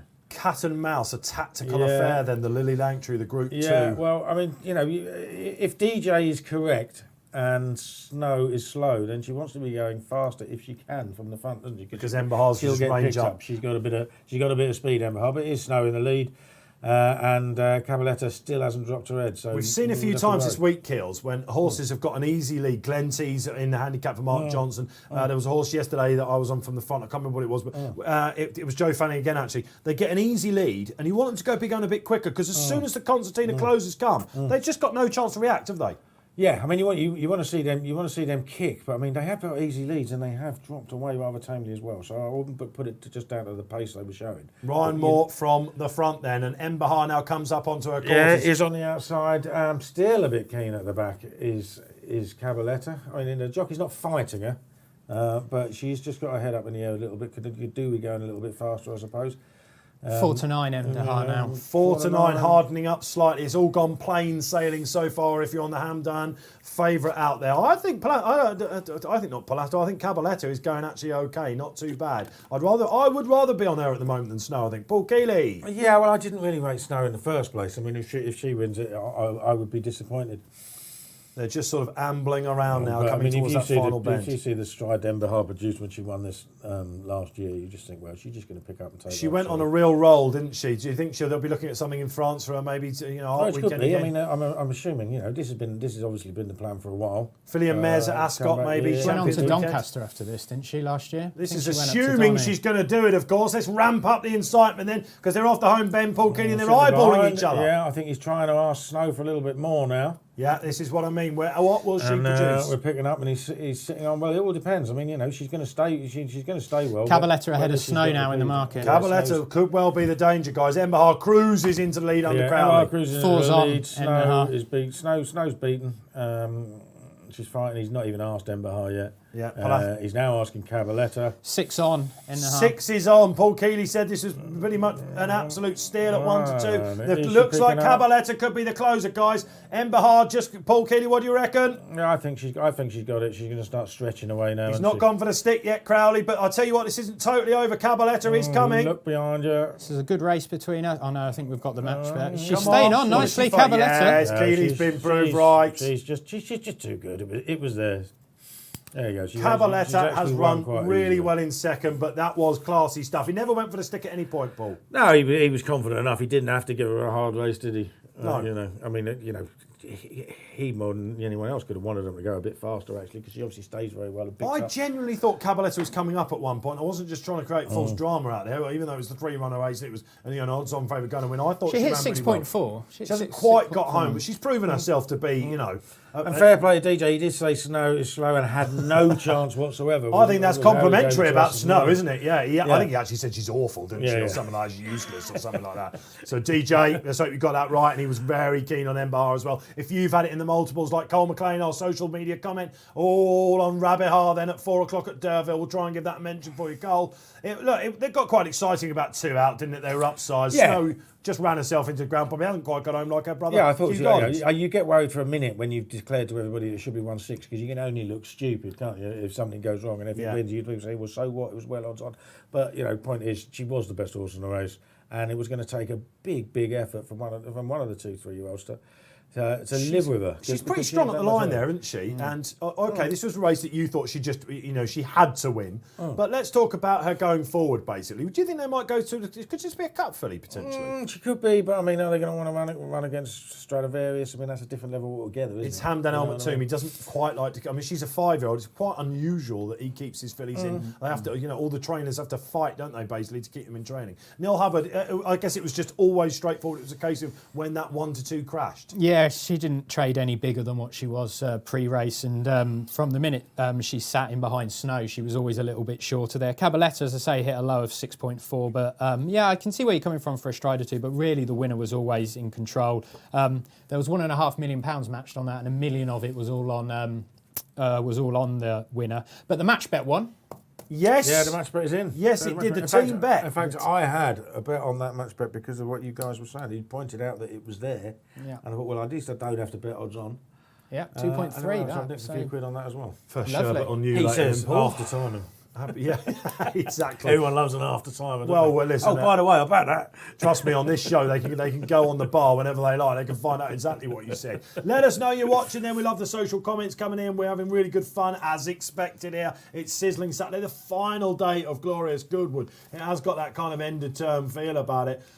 Whew, we've got a couple more to go. In fact, we've got about an hour left on the show. The races have been going nicely. Emberhar then, the money buyers in Clover. If you've got it in your ACCAs, the myracing.com boys have as well. The guys and girls there. Qatar coming up for them in our next race to 3:15. She is going to be short for Sir Michael Stout and Oisin Murphy. And Withhold, the next race after that at Newmarket. I quite fancy Withhold there. I think he might just bounce back. If you want a chance to get on that, you can still do the double. Qatar and Withhold for the guys at myracing.com. All right then, Neil Hubbard, shall we have a look at this 3:15? I think there's not a lot more we can say about the lead entry. It's come and gone pretty much as we expected. It went our way though. Did it go your way? Let us know. Let's go on to Newmarket.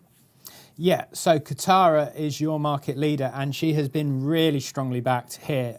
She is my selection in this, but she's getting to a point now where actually, like Keels was just talking about value, she was like 9-4 yesterday, really, when betting hotted up on this, and she's 5-4 now, so she's been smashed up. And so, to be honest, she's my likely idea of the winner, but not at that price for me. I can't really be backing her there. Cosmic Princess 6.6, Expressionism 7.2, Macawee 9.2, Bellavita 10.5, West End Girl 19, Golden Lips 34. So, where are you playing then? Come on, let us know. Yeah, well, I probably need to have a look at some of these other markets because, again, we've got an absolute raft of markets. So, yeah, for the record, Katara's my idea of the winner here, but not at the price she's currently trading at. So I might just have a little look around some of these other markets, and when we loop back, we'll see what else is available, if that's all right. You get the option to do that here on RP Live, and the Exchange, of course, the best market, the strongest market out there. I think we can say that, can't we? Before you have any bet with a high street bookmaker or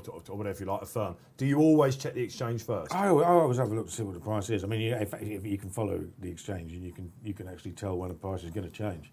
That's what I mean. Particularly when it's going to shorten. Yeah. You know what I mean? I'm one of these punters that plays in the lead up to the race. I think like a majority of punters I know, I tend to have my bets 5 minutes before the race. What, race to race sort of thing? Yeah, I used to be trying one of these early birds, you know what I mean? But now that the market's come up so early, and it's not, there's a bit of a misconception, guys, isn't there, that it's money that makes these price crashes. Odds compiling's not quite what it was. It's free money that makes the prices contract. Yeah. When I say it's free money for the bookmakers, because they're obviously some, Aussie punters who can't get much on, and they are moving prices for buttons. And they can be out of line with each other, can't they? They're just betting on the wrong price, and then sometimes it'll come. It just won't be fancied in the market later in the day anyway. We don't have that, of course, with the exchange. It tells us exactly to transparency. You can see it. That's why we love it. Keels, before I give you my selection, I'm kind of with Neil, but I have gone for one against it. Who are you playing? Right, all I'll say is this. It's quite simple. It's the sort of race that gets me in trouble because it's one of those potential overachievement markets. And what I mean by that is if you knew all of these horses were absolutely as good as they'd already shown, then the first, second, and third in the betting would be the fifth, sixth, and seventh in the betting. They would be the three outsiders. They would all be getting more weight than they are getting. The 3 yards, the 3 yards, two of them are 3 yards, if they were running in a handicap from the other four. Like, you know what I mean? And it's all a case of, are they going to improve that much? Qatar has won a novice race, won it well enough. The horse that was second to it, finished second to Cosmic Princess, who's joint second favourite, but it's all novice form. And, last year, it's funny, the boot was on the other foot with Bella Vita. Bella Vita was second in this race last year. She went off 5-2. Yeah. She was, I think, the fifth highest rated horse in the race. And the highest rated in the horse race in the race, won the race at 6-1. So will these horses improve enough? Now, I can make a case for backing Cosmic Princess, and especially as a better price. I can't make a case for backing Qatar at that price because she still does need to improve. She's got a handicap mark of 92.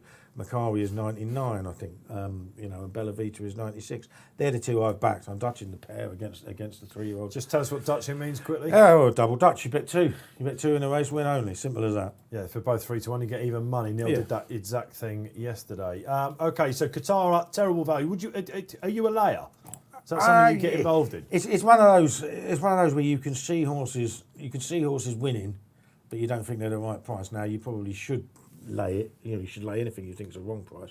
But I'm prepared to ring it. I'd rather have my smaller bets on bigger prices.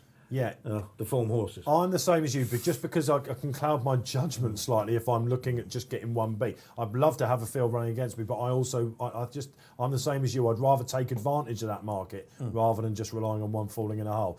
So around about 11 to 10, Neil Hubbard, is that standing up for 6 to 5, yeah, 2.16, really strong at the head of the market. So yeah, she's 2.18 now in decimal terms, considering she was some decent money was traded on her at 3.3 yesterday. Right.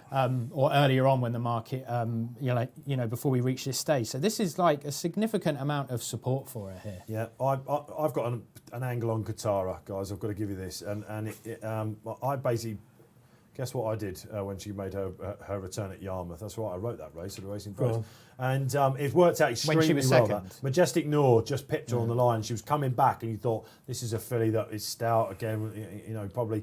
Next time will be the one. She went to the all-weather. I wasn't sure about a pedigree for synthetics. I think she looks more of a turf mare to me, so that's a plus for her coming back. She absolutely hosed up. I took a good each-way position on her that day. Having been on her at the 4-1 before the price crash last time, I don't want to be backing her in a higher grade at 11 to 10, so I'm happy to sit back. I think Cosmic Princess of Hughie Morrison's, who's got the lowest rating in this, we saw it yesterday with La Donde V in the Group 3 from Mile 4, which, remind me, who won Desert Encounters race?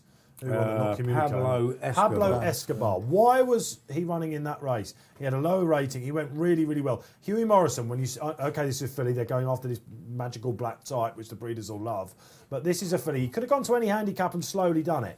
On a line through the horse that Qatar beat, albeit easily, it was exactly the same horse that Cosmic Princess landed Gamble with when she won on her return. And Cosmic Princess was green as grass that day. The money came with her as well. Yeah. Now, on levels, she's bigger than she should be, I think. Because, yes, Qatar beat that horse, La Dragantera, easily. But this is a completely different scenario now. And I think that Cosmic Princess probably has the more improvement in them. Well, could do. I mean, she was quite eye-catching. She probably did win a little bit more easily than the final verdict as well. And... Of course, the jockey, I think it was Holly Doyle. She dropped the rain in the final furlong as well, and had to regather it. At Newbury, yeah. So it was a well-run race. It was a good run race. It also looked like she'd be better the further she went as well. Yeah, absolutely. It's very interesting. And because you know, I mean, form-wise, you can't say there's masses of difference between them. No, there isn't. And other forms of better races. I've found my angle with Qatar. I've just laid 3 places. So you've gone gone deep on the lay. I've got it. I've got 1.3.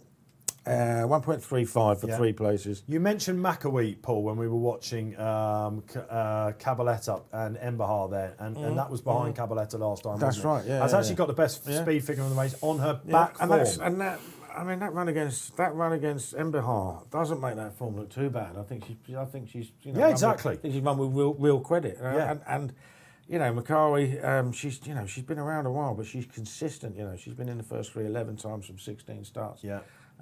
She's just a handicap winner, but she's got good form. She's a handicapper rated 99, and when you run in a listed race rated 99, she's already been listed place 3 times. I mean, third to Antonia de Vega at Pontefract. She seems to go on most grounds as well, and you can definitely see her being there. These horses have to improve to beat Macari. Basically, the market now, Neil is saying this is pretty much a one-horse market, isn't it? Why is expressionism so big? Now, we talk about drifts and whether they worry about, Paul Kealy has told you in no uncertain terms it doesn't really bother him whatsoever. Are you going to have something on expressionism? Because why is she 6 to 1? I don't get it. Well, I mean, she's probably 6 to 1 on, it's probably what she should be given her rating. She's run 3 times. And she hasn't run this season, so you've got that negative against her. She's 275 days off. She's coming out. Shouldn't bother you with the horse from Charlie Appleby's, obviously, but that's why it slightly does bother me, Paul, because the Godolphin, they have their backers. These work riders, they're not shy of having a go at these horses. There is an interest. Really well found in the market. Yeah, the match bet. Yeah, the match bet here is Cosmic Princess versus Expressionism. Cosmic Princess is the outsider at 11 to 10 in that, although it is pretty tight between the two of them. But yeah, Cosmic Princess, Expressionism is odds on in that match bet. But I'd probably more side with Cosmic Princess. So would I. Would you? Yeah, I would. This is my, I put up a selection. I'm surprised. Everything has drifted in the face. In fact, there's been money for West End Girl, hasn't there? What does she come in from? She finished 3rd in the Lingfield Oaks trial, didn't she? And then did they rush her at Royal Ascot after that? She's 22s into 11.5 pretty much. She's halved. She finished. Yeah, she looked potentially interesting. She ran in the Lingfield Oaks trial. Mark Johnson. She did. She did behind she's a tough, Miss Yoda. Yeah, she looked like a tough golden horn, didn't she? Yeah. Last year, so she might be. She might bounce back. This isn't on paper an 11 to 10 shot. An 11 to 10 shot. On paper, it is not a great listed race. So let's see. We're off and running then. Okay, we'll get some social comments after this race, but I'll give the call this time. I'm just looking for it. Looks like West End Girl under Ben Curtis will be bang up there for Team Johnson, who bounced back in no uncertain terms in our nursery earlier on the day, showing that the runners are there and they're running very well still. Cosmic Princess right at the back with Bella Vita, as Paul said, 2nd in the race last year. Look for the big gun Katara, just tagging onto the back of midfield. Macari and Expressionism right in the box seat. Paul Kealy. Yeah, I mean, you can't see much. It was in their backsides on RUK, isn't it? Like to terrible turn around and give us an actual idea of how they're going. All I can see is horses' bums, which, it might get some people off, but it certainly doesn't me. That's it, turn them round. Right, cheek pieces, you can see a little bit keen now from the one in front. Yeah, they're not dawdling, are they? No, they're not dawdling, but, still going a little bit keenly. A good time to go to Neil Hubbard in the market, I think. Yeah, 6 to 5 Katara, 2.16. She's travelling nicely. She looks nice and settled. There's no complaints there, and the market is speaking positively of her.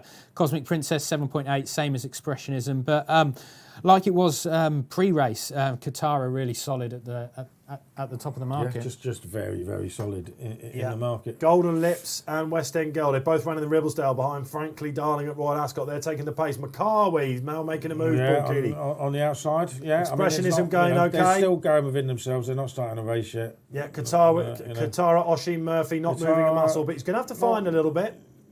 Yeah, it's hard to say. I mean, they're just starting to row on. 4 furlongs out now, half a mile out. Expressionism is struggling. That is struggling. Odds on Katara. Odds on Katara. The market's expecting the leaders to come back then. Let's pick it up. 3 furlongs run. Cosmic Princess now running away. Just trying to go for it now. Bella Vita not totally made her move yet. She's travelling nicely. She is sitting right behind. Here comes Macari. Macari on the outside. Cosmic Princess now picking Bella up. Vita's got in the way of Katara just needs a run. Is she going to get it? A bit of buffeting about. What will she find? 2's on Katara. Cosmic Princess coming with a withering one. Is it a little bit too late? Macari has got the experience. Will she see it on the lightning race? Wide. Cosmic Princess wide. Cosmic Princess, I think not quite getting there, Neil. Golden Lips is in there hanging. West End Girls still there, but it looks like the favourite is going to get home here.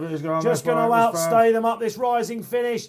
Macaw Week, we know how good she is. Not that good. Expressionism needing the run. Cosmic Princess hasn't picked up. If you took the odds on Katara, happy days. Gamble landed. Neil Hubbard, story of the race. Yeah, well, she was always travelling well within herself. Yeah, easy really. There wasn't too many worries if you backed her in the market. Only spoke one way about her really. As soon as the stalls open, her price just gradually got shorter and shorter and shorter, and she's won it really well. There wasn't anything else really worth noting in the market. The 3 unexposed ones have come clear, really. You put a big lay on this, and you were going against the potential, and it's come to the fore. It wasn't a big lay. I laid 300 quid at 1.35. It's a case of, like I said at the start, this is the sort of race that gets me into trouble because I oppose the potential with the form, and the potential's come out. They finished first, second, and third. Yeah. Probably quite a nice filly. Wasn't a particularly strong listing race, I don't think. No. You're talking about 100 horses at best. She found a bit of trouble and still came through.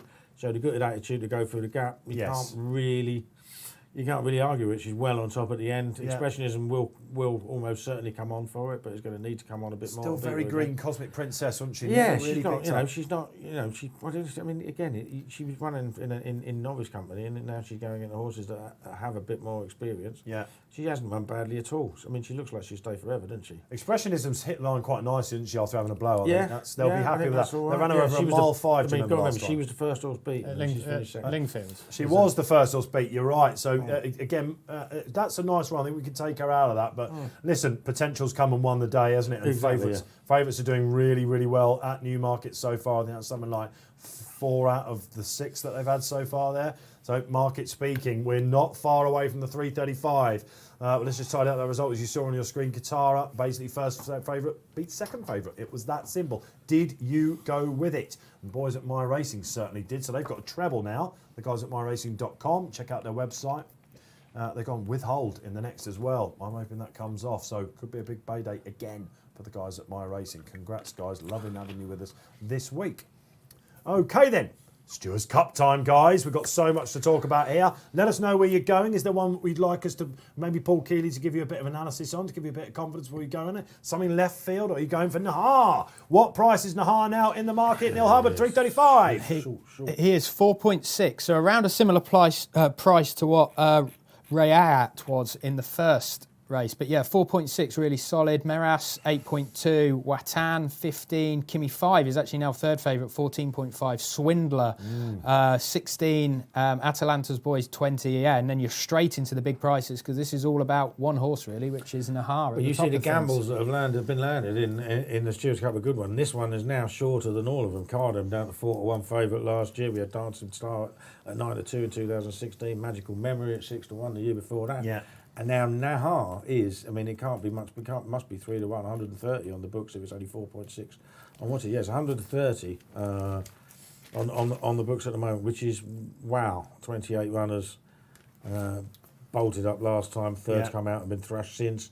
We know the reasons for that. There was recommission, he missed the break, but even so, you're talking 130, 28 runner handicap. It's one of those you can just see winning when you haven't backed it. Let's talk about him then. Let's hone in on the favourite before we go elsewhere. Get your comments in. This is now the chance to ask Paul Kealy exactly why or what, who, how, where in absorbing Stewards Cup. David Carr, second page of the paper, says settle in for this week's big betting heat. From 2005 to 2014, the bookies had it right off in this race. It has swung big time in favour. 3-year-olds have won, 3 of the last 5, something like that. Nahar, do you think it was the gamble at Royal Ascot which went astray? Now, you know what it's like when a horse goes in from 12s to 3-1 and it still nicks the each way money.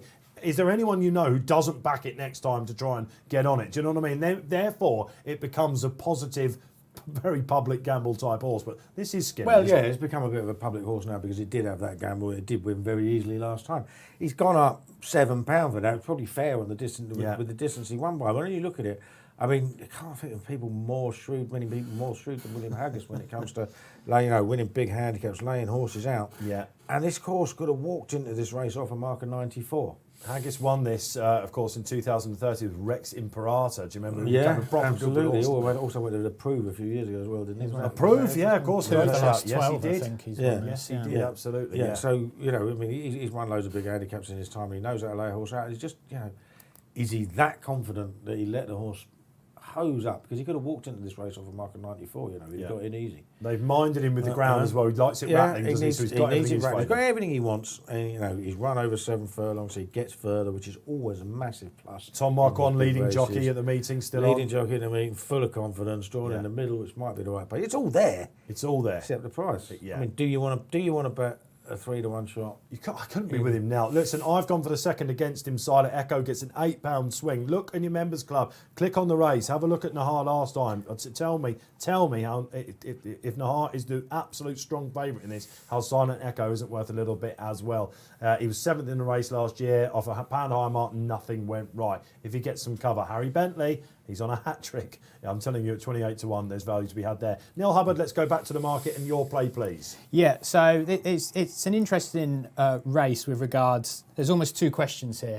Who do you think will win the race, and who's the best bet in the race? If you're asking me who's going to win the race, I do think that here is will win this. At the price, he's not for me. In terms of how I'm going to play this, it's a really good race because there's an awful lot of old favourites in here who you get to back at really big prices that you wouldn't normally get to back, and it's one of those which I'm going to be sucked into backing, which is Gulliver at the top. Oh, so nice. yeah, so he was what was he? He was 4th in the Wokenham, and Robbo fancies his kills, didn't he? Graham Robbo, our pally at the race. Yeah, so he's 4th in the Wokenham, and they're claiming £5 off of him, which means he runs in effect off the same mark as what he did in the Wokenham.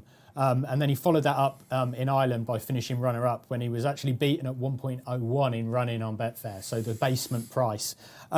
For me, like, he's 30 in the win market, and because you've got 7 places here, I'm going to back him both win and in the 7 places. Right. Because in the 7 places, he's 3.15, so he's 11-5 to finish in the first quarter of the field.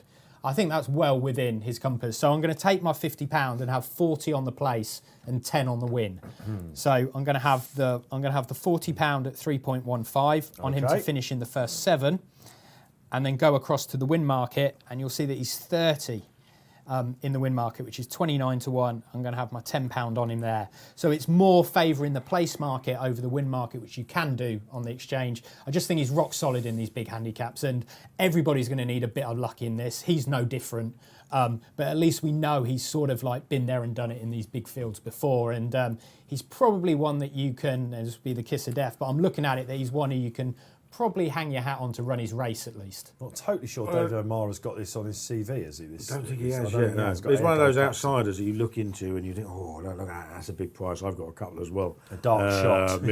The old cliff horse, Mr. Lupton. Yeah. Another cliff horse, George Bowen. If wow, George Bowen's 95, which of course means... Did you put him up at York last time? On, you lose a tenner. Did you put him up in the column last time? I did put him up, yeah, he just dropped. He fell straight out of the stalls. So what do we do with a horse like that? Do we keep the faith, or do you just think it was too bad to be true? I've got to wait to show something. It's too bad. It's too bad to be true. But he fell out of the stalls. He was just beaten at the start. But he shouldn't be winning a race like this at his age, really. Having said that, a tenner is going on at 95, just in case. We'll let Kills get that on then. It will be. Well, we've got plenty of time, haven't we? We have. What have we got? Around about 10 minutes, because of the amount of 28 runners. It's going to be probably more like 15. Plenty of time to put your plays on.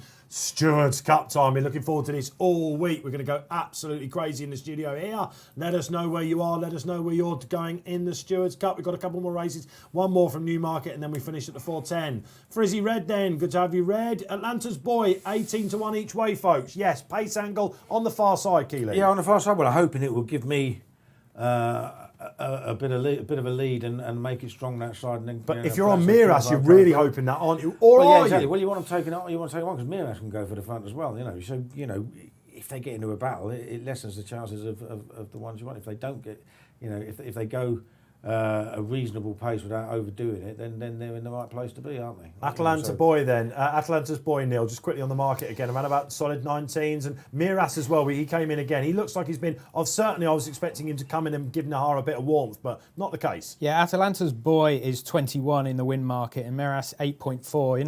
Nahar really solid, just 4.6 at the top of the market. Miras pretty much the same price as he was first thing this morning. Keeps solidifying, doesn't he? didn't get a boost from Call Me Georgia as some were expecting. Call Me Ginger, I should say, in the first race. So let's have some more socials then. Where are we going? Let's go up on the screen.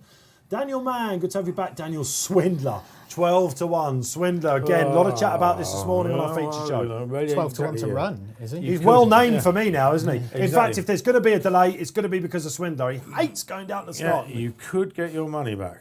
For sure. I mean, as DJ said, he doesn't do anything wrong in his race, and he's never not come out the stalls. But I mean, he's always got that one in his locker. Yeah. Louis Stewart's back on. He's got good winning form on him.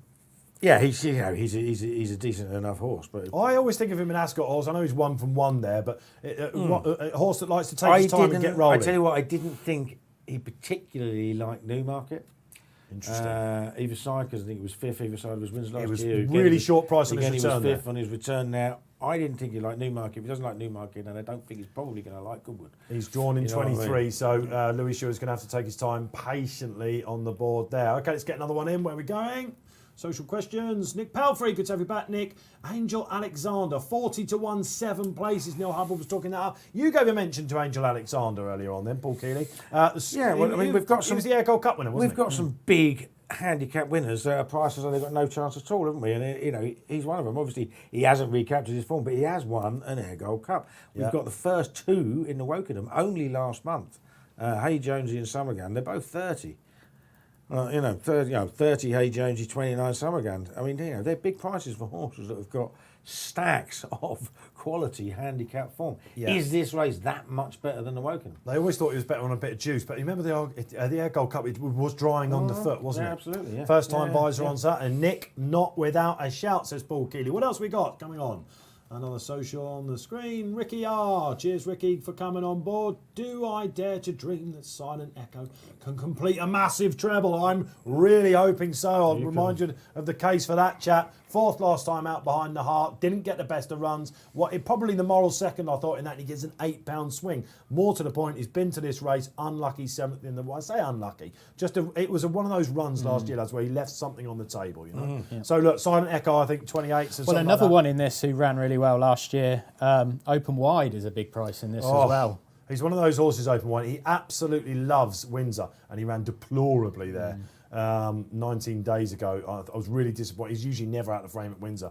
For Amanda Perry, he's also got Tinto in the race as well. Tinto is one of these horses that I got with, I think, as a 3-year-old. And I thought, do I dare to dream, like Ricky R, that this could one day be a Stewards Cup winner? Got some really good form kills, hasn't he? Yeah, he has, and he sort of catches people by surprise. I mean, last year he absolutely rocketed through the Plum, do you remember, at Ascot? Plum at Ascot. Now, he'd won very easily, literally 2 weeks earlier. He turned up at Ascot, went off at 16-1 and won again.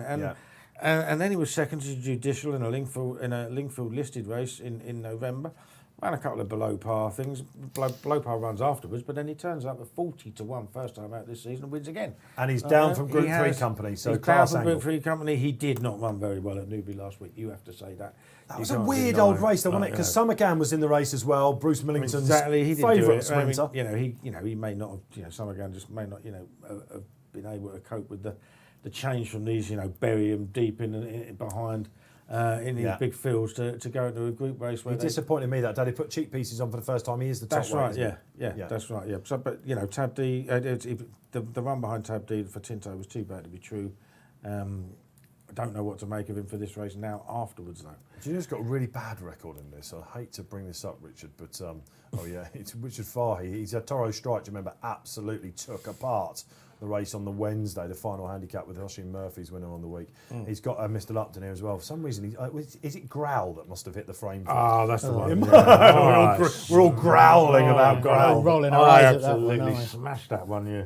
He was one of those Growl, wasn't he? But apart from that, apart from Growl, Richard's record in this, surprisingly, is not good at all, but he does have Paul Kealy's perennial cliff horse, Mr. Lupton. I remember once doing a show with DJ and you, and he went, I just can't believe you've not tipped Mr. Lupton. There was about a year when you went... he's only run at Goodwood once. He was 4th to Batash a couple of years ago. Oh, the King George. Running on. So he needs the extra... Have you had a 5 I've had a 10 on at 50. Brilliant stuff. The scattergun has come out. I mean, the profits on Hockfeld are going dripping back. slowly. But Chairman of the board is the one that I've jumped off. I want to say this. I want to give this a mention. Mick Shunn's found the key to this finally. You're smiling a wry smile. Well, you know, almost every horse in this race has got a story to me. But when I saw him win first time out, he beat Sabuska. Yeah. I think you thought it was Frankel by 8 lengths, and I couldn't believe it. I thought, hang on a minute, this is. I remember it This well. is a serious horse, and they priced up the Mill Reef at Newbury, and he was 6-7-1. I thought, this is crazy, anti-post price. Soft ground debut winner here, wasn't I'm it? now going around bookmaker to bookmaker, having a small bet, trying to make sure the price stays there, and then I tipped it in the weekend and thought, this is a serious horse. He came 11-8 favourite. He went off. I've been with him on his last 3 runs. Against Mahathir, wasn't it? Against Mahathir? Yeah, and then still looking for him, and the winner was Mo Haffer. There you go. Absolutely. So look, he's kind of found his place in the, but this season he really has come good. They do think he needs some juice underground, though, don't they? And yeah, I always enough thought to that put me was off. obviously soft. It was awfully soft. But he's the one Nick in the Shannon race. has a better chance with Barbill. Yeah. Okay. So you keep mentioning Bar. Well, it's just a case that I like Kimmy 5. And Barbill, beaten by 11.5 last time, off a mark of 92, gone up to 97, but was rated 104 as Ajadi was in that race as well, a 2-year-old, and has got some decent, a 3/4 length second to San Donato, for instance. I better get ready for the as call a there, boys. 2-year-old. Oh, they're still going. Oh, hang on a minute. No, I don't. We can have a cocktail or something like that, can't we? Have you checked your colours? Do you know what? Are you going to call Do you know what? There's no point in checking the we were colours in the just posters. shouting everything. That's going well. I think that's what I'm hoping will happen, actually. I'm hoping it will be nice and straightforward and that Silent Echo will be 5 lengths in front of the final furlong. It's not going to happen like that, is it? But, OK, yeah, you're right. I probably should check my colours. I'm going to have the paper open for this. Neil Hubbard, what I'm doing that market, please? Yeah, as you would expect, really. Nahar still solid. A little bit weak now, but 4.8, so he's nudging closer to 4-1 now. Meras, 7.8. Watan, really weak in the market now, actually, out to 17, which is 16-1. Should we have a word for Hay Jonesy? How's he in the market? Hay Jonesy, 26 is. Yeah. 26. There's a couple just at really big prices, if I can just touch on, because if we don't, then they'll probably, we know what's going to happen. One of them, Stone of Destiny, tends to perhaps run his best races at Ascot, maybe. I jumped off that project, Yeah, but he was 8th in this last year, and he's now £5 lower, and he was actually second last year if you just looked at those that were drawn in high numbers. So he ran really well, and now he's £2 below his last winning mark. So so you can definitely make a case for him. Next one, Louis De Palma. He was second in the Richmond over course and distance, so we know he goes well here. Pace angle. He's got some really good form in big handicaps from last year. He's got £7 pull in the weights from that Windsor run with Al-Jadi. He was a little bit slowly away that day, which is and a the jockey surprise was for him. really quiet on him as well, so that's interesting. And then the other one is just Venturas, right down the bottom. He ran in the consolation race. It might be the last in, actually. Ran in the consolation race last year. Here we go. It's the Stewards test. Cup here on RP Live. We're going to call it. It's going to be absolute mayhem. Do your best to pin on to whatever we're saying. I'll try and get a word from Kealy at some point, and also Mr. Hubbard, and tell us what the market is saying. Will Nahar land this serious gamble? Will it be another fav going in, or will it be something at a crazy price? That's Nahar in 19, I think. Every horse has a story. Every horse is now in. And Nahar was last in. He's come out quite nice. He's got a little bit of a bump, actually. Where are they going to go? Most handful staying stand my goodness. How many have we got on the 3 groups? Far side? I think we've got Three about groups. 7 or 8 on the far side, around double that in the middle, and on the near side, around about 8 coming down that way. It looks like the near side to me that are just about going the fastest at the moment. One of them is. That is Angel Alexander, isn't it? Angel Alexander under Richard Kingscote has gone torn off. Wow, he's gone right clear. Yeah, 10-1 he is now. I'm looking for Nahar, guys. Where is he? In the middle. Is that him in in the the middle middle- he's in the group? middle He's just Mid-pack. running away a little bit. Silent middle, Echo's he's down tagged the onto right. him quite nicely. Those on the far side do look cooked. Miras has got very little chance, I think. They're coming just slightly together now. On the near side, Angel Alexander starting to fall in the hole. Let's look for the closers. Nahar right under the pump. Gamble looking in trouble here, lads. He's going to have to really find. Lexington Dash could They go are and run. He'd have a Lexington chance. Dash needs a run. Kealy, will he get it? It's not too Not far quick off, you enough. know. It's got George Miras Bowen coming Bowen's through. coming Swindler through. coming through. Nahar Miras, there as Kim well. Miras Over on the far side, Miras is absolutely flying. Kimmy Kimmy. 5 is there on the far side. Oh, Kimmy! You're not Who's kidding. going It's my old through? son. Who's going through? Summergan coming through again. Summergan. Oh, Summergan! Bruce Millington, were you on? Let us know. No way. Bouncing back, top weight, Summergan out of the clouds. Paul Kealy, what happened there? Kimmy 5 looked like he was finally going to get his day in the sun. 1.3, Kimmy 5. Great ride by Kieran Fallon's. Got done by a horse who deserves a big handicap win like no other. And as we said earlier, when you look at it, some of these horses were really big prices, weren't they? Bruce will be buzzing away. Never doesn't back this horse. He was in yesterday. It was his tip, of course, he said. Yeah. I'm just going for Summergan. He said he always turns up. So who we got in the places? There are Blanket in behind. Swindler in 4th. Who's that number Near side the grey. Brian the second. Snail's run a Brian blinder. the Swindler Snail, there. chairman of the board. Memas 5th. Memas. Ajadi 6th. Lexington Dash. Still wants something to come from him in 6th. My goodness gracious me. And around about 7th, I think, was Concierge. Neil Hubbard, what on earth happened in the market? Yeah, a couple of odds-on beats, as you can imagine, which Meras 1.54, and then Kimmy 5 1.3. Oh, kills. And then the winner. There's me, I sit here getting too bleeding excited. I haven't laid a penny off. Not that I ever do. But And then the winner was matched for a couple of quid at 150, but for pennies at 440. Tell you what, boys, Nahar was disappointing, wasn't it? Was this one run too many? Was this like, I don't know, 13 days after? Is he not like the track kills? What is it? Just a bit flat, wasn't I don't know, just a bit flat. It might just not be good enough. I don't know. You'd definitely give him another shot, wouldn't you? But he's certainly didn't finish the race out. But he has seen a lot of daylight, hasn't he? I I'll tell you what, Summergan, how much is he? So Kimmy 5's got an 8-8 with Kieran Fallon. He's giving him over a stone, you know. Yeah, no. Wow. No, it's good performance. Daniel Tudhope, very take a bow. It's a fantastic ride. I thought honestly, Kills had it on the far side. It looked like stall 1 was going to pull it off. And from 17, Summergan, one thing we could say about the draw, it mattered not, right? It was just where the pace was. Yeah, exactly where the pace was. It was very, very fair across the track, I think. Is he last there, Summergan? Where is he? In the mid-pack. Mid-pack, second last. Mid-pack, second last. Yeah. Okay, upside or Kimmy 5 looks like he's about to drop to last on the near side. He's not pushed along. He's next to Gulliver there as well. Gulliver's just behind him. So where do we go now with Summergan? We'll probably go, I don't know, back something like the Air Gold Cup from here. Oh, Air Gold Cup, yeah. Air Gold Cup from here. Will he try him again in? Certainly the Air Gold Cup you're looking at for Kimmy 5, wouldn't you? I think you have to get a look at that. Yeah, you'd think so, but obviously he stays further. So you could see him running any. I'm looking for some eye catchers. Swindler, we know a lot of you were loving Swindler. Brian the Snail is the grey horse on the rail there, is he? Is that the grey horse on the rail? That's your 2013 horse who's gone on the rail. It hasn't done Brian the Snail anymore. I'm just looking at Lexington Dash again, Kills. He hasn't got the best run, has he? He hasn't got the best run. Not sure that he's finishing it as well as you'd have hoped. Brian the Snail's flying home there on near side. There aren't that many absolutely rocketing. It's like chairman of the board finishing in. Yeah, chairman of the board has run well. Again, nice Air race. Gold Cup, softer ground for him. Definitely a biggie in him, isn't there? Maybe something that Ascot a little bit later on as well.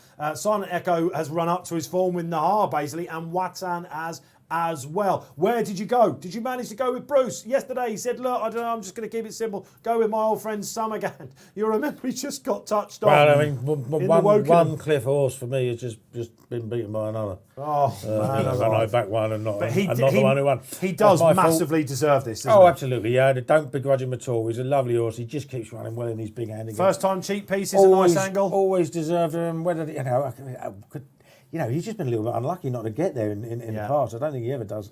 Ever does that much wrong. I'm trying to see if he's ever worn headgear before. He amazingly, this is the first time they've gone for headgear on his 42nd start. Stevie Donohoe, I guessed it on the superb guest Stevie was on Thursday. He was a big fan of first-time headgear from a riding perspective. There's a lot of snobbery about headgear, Kills, isn't there? And whether it works second or third time. He is a big believer in first-time headgear. Well, I mean, I think if you check the stats, I mean, all the figures don't back it up, do they? I mean, a lot of horses, however, go in first-time headgear as an absolute last resort.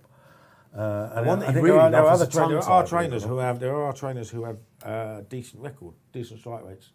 That you can look up the stats. And, Gosden, but there are others who just literally sling them at them as a last resort. Yeah, Simon Chris with the cheap pieces I remember was one race on Interactive one we thought we'd stumbled on. Just turns out they get heavy bets. If you can have a look on Interactive, you can see. And it depends, someone like William Haggis might have a 20% strike rate with first-time blinkers, but his overall strike was 25%. So I think Stevie's point was, while they may not always all get over the line, that would be a bit, as a blanket, you probably got 100 to 1 shots doing it. He just feels that they do improve. There's a run to form. Yeah, and blinkers being the most harsh, of course, cheap pieces just give you that little bit. Has he found found that extra length Summergan. Wouldn't it have been absolutely crucifying for the horse if he'd have lost by a short head like he did the Woden? Yeah, absolutely. Yeah, I mean, as gutted as I am personally, you cannot begrudge that horse. He absolutely deserves a big race. I haven't checked my emails, but I've got a feeling one from Bruce might be coming. Oh, but if he's not popping the champagne out there to Chris Dow now, we're trying to get a word from Bruce out there, our dear friend from the show. Okay, so look, that's the 2020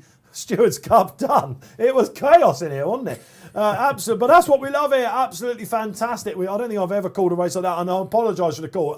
Because I had no idea where anything was. It was just great. And then all of a sudden it's like, here they come. It was just great. They split into three, but there wasn't anything between all three groups, was there? You've got to take that after these commentators, haven't you? It goes to show how hard it is. It's incredible, especially calling these big races, big sprints. We'll be doing an ITV Hoylesy, of course. Yeah, your big sprints, your Cambridges and Hunty, fantastic, and Hunt Cups and all that. I mean, how do you call them? Tony Ennis we had on Tuesday. He was a fantastic addition to the show, giving me some great calls as well. It was great to see Enzo sitting in that chair. He's shackled, isn't he, by, of course, because Richard Hawes and Ian Bartlett pretty much run 18 roster commentary. And he says, if ever I do get a little bit emotional, they do get on the blow, Barty calls him up and says, Enzo, like, what are you doing or whatever?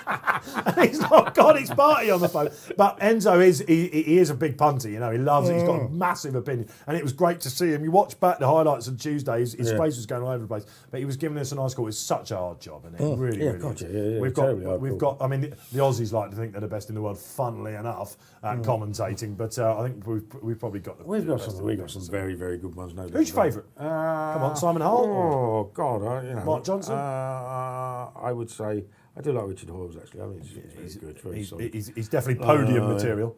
Yeah, I mean, I don't like some of the commentators who give you your contrived lines afterwards. Like, you know what I mean? Oh, right, a bit of a clever line. You thought of that in the past. Like, so many of them do it. There are a few out there worth the Stuart machine making. Neil Hubbard, quick before we go to Newmarket, who's your favourite commentator? Yeah, I like Simon Holt, maybe. Simon Holt, because of that sort of thing. Yeah. Des Scahill, of course, is Bruce's, and I'm a big Hunty fan, and not just because we're mates as well. He's absolutely brilliant, John Hunt, isn't he? Okay, let's move on then. We're going to Newmarket. Our last race here on Saturday at Newmarket is the 350. We've just had 28 runners. We're going down to the 4. Neil Hubbard, give us the market story for the Feather Flight Stakes run at August at Newmarket. Yeah, as opposed to Nottingham in April, yes. Probably. Yeah, so Withhold is your market leader, 2.36, so around 11 to 8 in fractional terms. Moonlight Spirit, or actually Dubious Affair now with friend of the show, Stevie Donahoe, 4.3. Moonlight Spirit, 5.1. And Vivid Diamond, the outsider, at 6.4. But a pretty tight affair, at least in the market anyway. Do you have a play here then? Well, I do actually really, we were talking about her on the show, I do really like Dubious Affair. It's a really difficult one because she's got a ton to find, in theory. She's got bundles to find. Hasn't she? But she's up against 3 rivals who've all got quite a bit to prove. Yeah, and she's the one who is on an upward trajectory, shall we say, and the others have been there and done it, really. I can't, it's difficult to argue that she's value 100 to 30 given the back class of the others. Yeah. So I can't really bring myself to back her, but I'm really interested to see how she gets on because I do think that she's a really good filly. Obviously with Charlie Fellows now having been with Stout, and she's 3 from 3 since joining the stable. So in the laughy colours. Yeah, I don't know. I think she's really good. Like her daughter of Frankel, she just seems to stay really well. They're obviously thrown her in here to try and nick some of that black type that we speak about, but there's no reason why she can't. He's mustard with these stayers, isn't he? It's just really difficult to sort of fancy her at the prices, I guess, given how much she's got to find on the book. Okay, Keels, were you surprised to see her at, being backed in at 3-1 against the likes of Moonlight Spirit? Oh, let's just put £20 ahead of her. Let's just put it into context. She is getting £5 off Withhold. She's level weights with Vivid Diamond. She's level weights with Moonlight Spirit, who's given up. Sorry, no, she's getting £5 off them. She's a filly, so she gets £5 6 an ounce. She would be getting £20 off them in a handicap. And yet she's under 4-1. She would be getting £12 off Vivid Diamond in a handicap. So explain this one. They're running levels. She has won 4 in a row. She's got the ones next to her name. Looks good. She's improving. Yeah. The others have run a little bit below form. But let's put this into more context. On Racing Post rating, she ran to a Racing Post rating of 94 when winning off a mark of 85 last time. That is £1 superior to Vivid Diamond's disappointing 9th of 10 in a listing race at Newbury a couple of weeks ago. So She might win it. She might improve because she is improving, and the others might go backward. But she's got a hell of a lot. Yeah. And it's a filly, isn't it? You buy into these fillies. You've got an improving filly. She looks tough. She's genuine. But crikey, she's got an awful lot to do, really. Yeah, talking about having an awful lot to do, Moonlight Spirit, my goodness gracious me, haven't the wheels fallen off here. He was actually fancied by something, beat Stradivarius in the Gold Cup, fell in the hole, went to York against Eagles by Day and communicated. Fell in the hole again. Absolutely awful. They're going for first-time blinkers.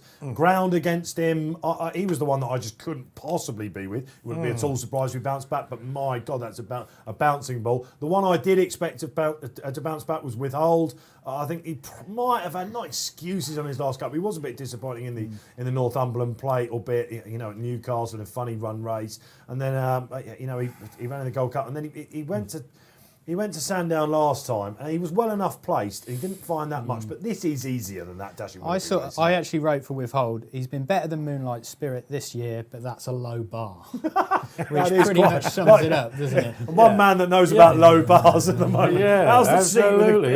So I've got 2 cushions now. I'm all right. So I'll tell you what, mine's gone down a little bit. It always towards the end of the show you might see us sinking slightly. Well, we're not sinking atmosphere-wise. We've got 2 more here for you on RP Live. Still time to get your comments in. Still time to do the survey, I think. You've got a chance to do that on YouTube. Feedback. Get it in. Last chance, I'm being told, Rob Lee says.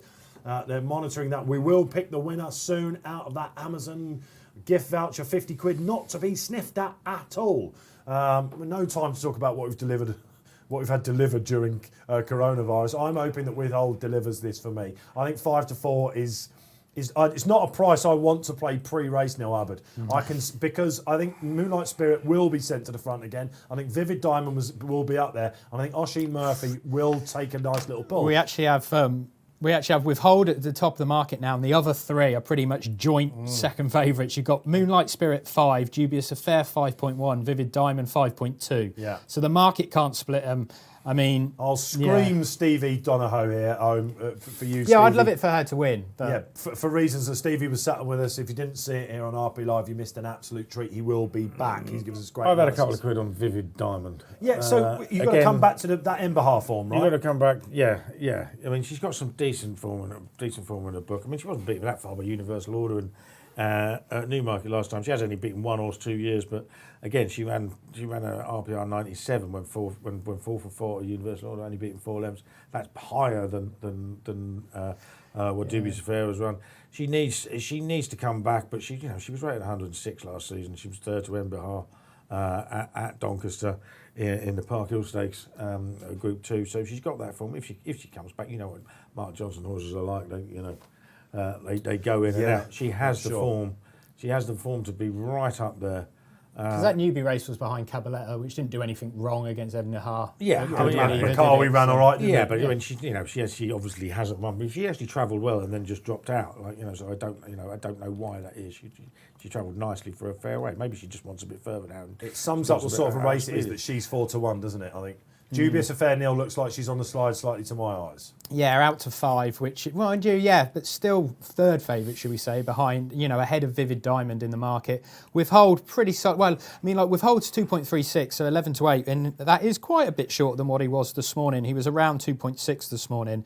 So he is the one that punters are sort of latching onto. He's been beaten 44 lengths on his last 3 starts. Oh, it's absolutely remarkable, isn't it? They are in, and he's guys. a short price favourite. It's that sort of race. If you want to start having a lumpy bet on this, there's something wrong with you, really. There's something wrong with you, Kills. I can tell you that much, and it's your seat. Plenty wrong with me. So here we go. So they're off and running, and it looks like, interestingly, he's going to take a lead on Moonlight Spirit. Withhold has got his own way out in front. Now, I'm expecting, Neil, the market must have reacted to this because he loves it out in front. A lot shorter, 2.26. So around 6 to 5 now. I think from now, given his back class, given what he's up against here, and given he's got a soft lead, there can't be any excuses for him here. Ben really, Curtis is wise to this on Vivid Diamond, guys. He's going to make sure that he's slightly honest. Yeah. We'll see what Moonlit Spirit's all about today because he's taken a lead for the first time. Stevie has dropped Dubious Affair right out. This is a tactic they like to do with her. She's running a little bit freely. Paul Kealy called it from here. Yeah, I don't think she's running too freely there. Again, we're seeing their arses instead of their heads, so it's a bit hard to tell entirely. But yeah, Withhold getting to set his own pace. Obviously, he won a Cez round here, didn't he? So he's got no problem with the course. Obviously, that was on the other Newmarket course. Better get that right.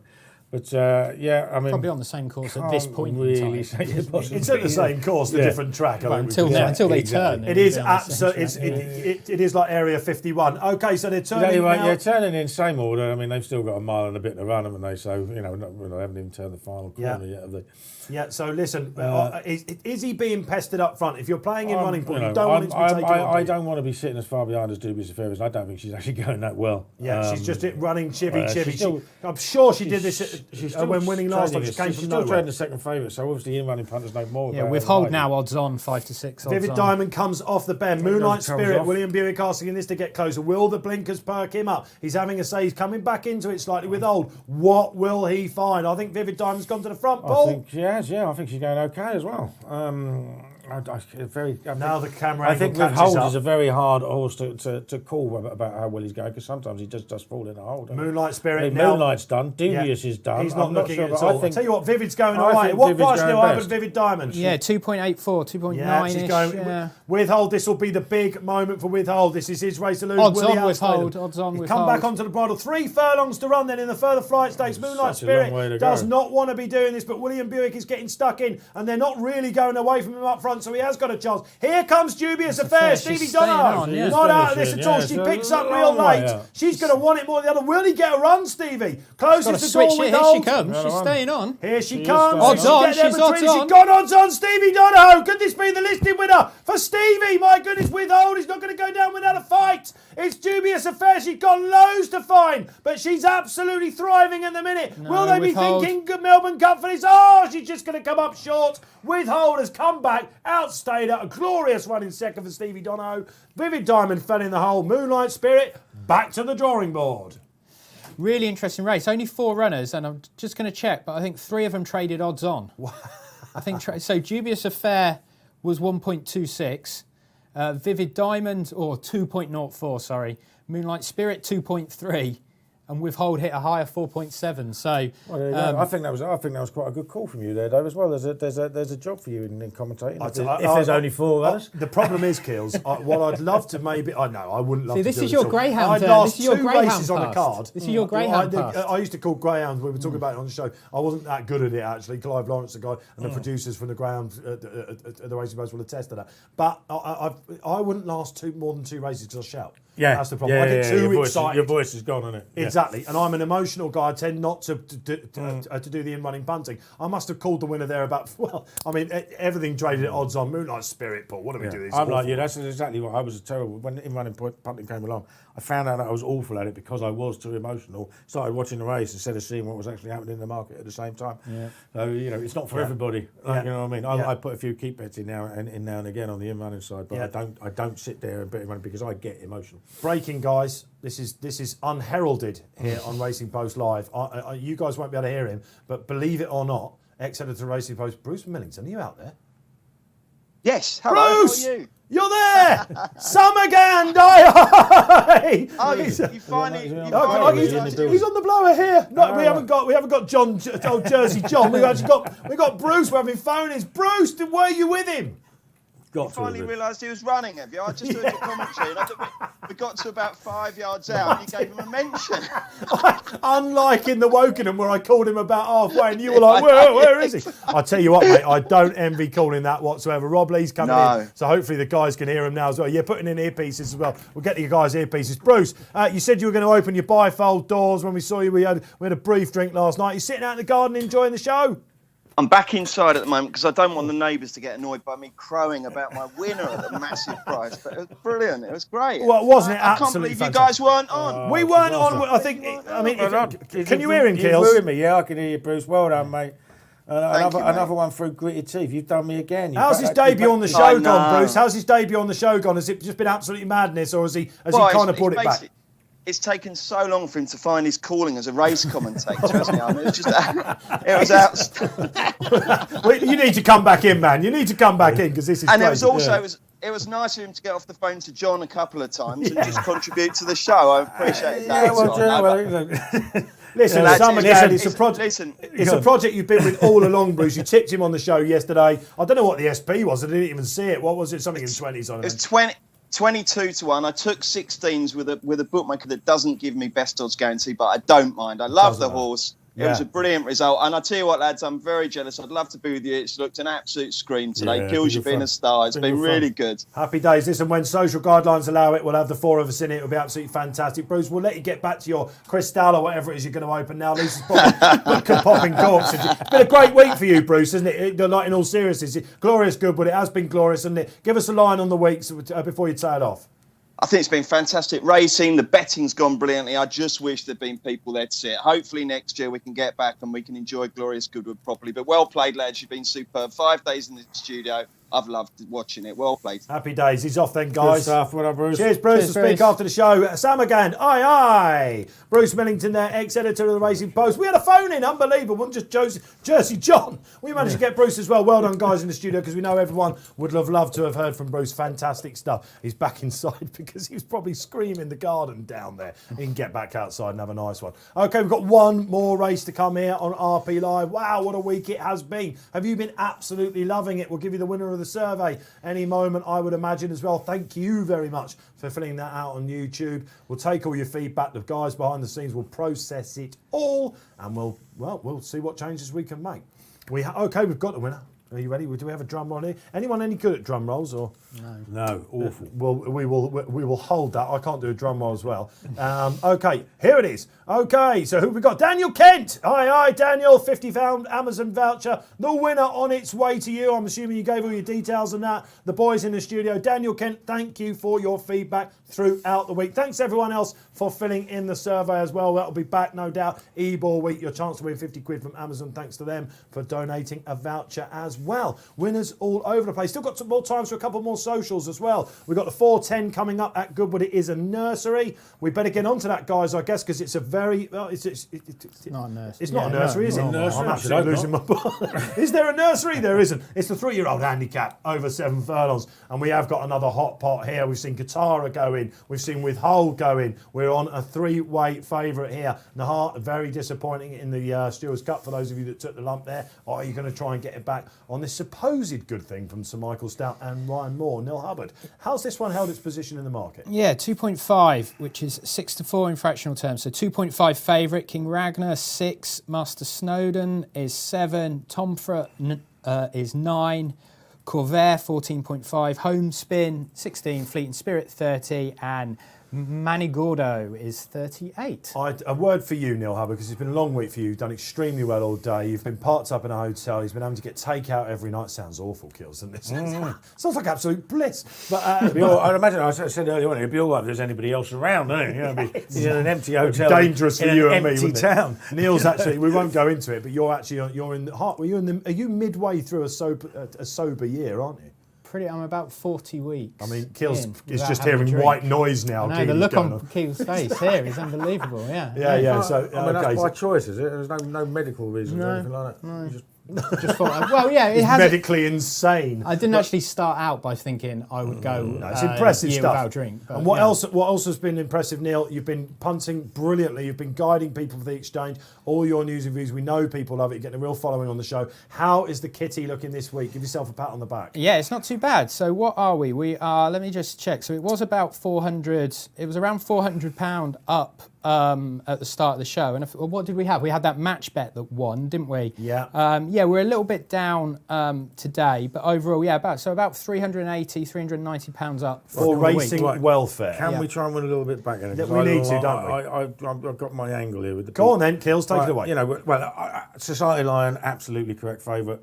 11 away, good form, progressive, lights fast ground. We know he's going to run well should he get the run, but I definitely think Tom Frey should be second favourite.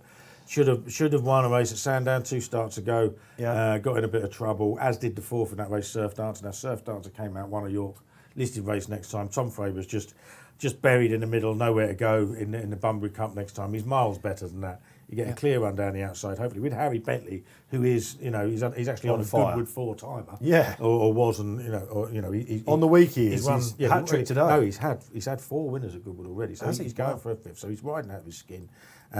This horse is tough, and he's just better than he looked then. Now, there's a non-runner, but at the Betfair's each-way market, you stick to the original each-way terms. Okay, you're going to get a point less, but I think I think 7.8 is it each way? Yeah, shall we be back in that? 7.8 Yeah. each way, I'm happy. Yeah. Tom Free is In actually. Kealy we trust. Yeah, Tom Free is actually my selection in this race as well for a lot of Whoa. the reasons that. Out the Actually, park. it's one like when you were talking earlier about the trouble in running for Tilsit and all of that. I mean, if you can remember back, this one's race at Sandown with Well of Wisdom, who come across and hampered one. He was actually in this race and he ran on like another stride, and he would have had his head in front. I really. thought he'd actually won. Yeah, No, yeah. no, When back it went to to the that photo, photo, Those so we'll actually. horrible moments where you turn away thinking you've So got we'll the actually photo go right. to the each way market here for Tom Free, and as Paul says, he's 7.8. Yeah. So the first three. So what should we have? £25 each way. £1 each way would be perfect. Yeah, £25 each way on Tom Free.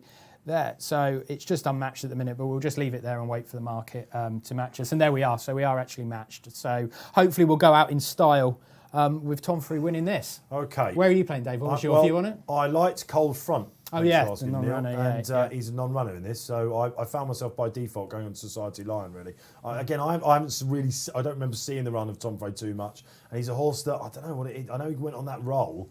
Like, I think maybe I was just on horses against him or something. He's never really been on my radar. I respect what you're saying with that. Mr. Snowden is a horse who I thought, I just don't know how he didn't win at Yarmouth last time. We were talking about that with Dave Jennings, who likes this horse a lot. And actually, coming to this point, myracing.com, aye, boys, you didn't think I was going to mention it. Treble landed, lovely jubbly. They gave you Embahar in the Lily Langtree. Hosed up. They gave you Katara at Newmarket. Hosed up. Now, you must have enjoyed that final furlong out there when Withhold ground it out in the further flight. I'm not sure what that paid, actually, but very good indeed. And then Nap comes up in the next to 410. Mr. Snowden it is for Team Hughes.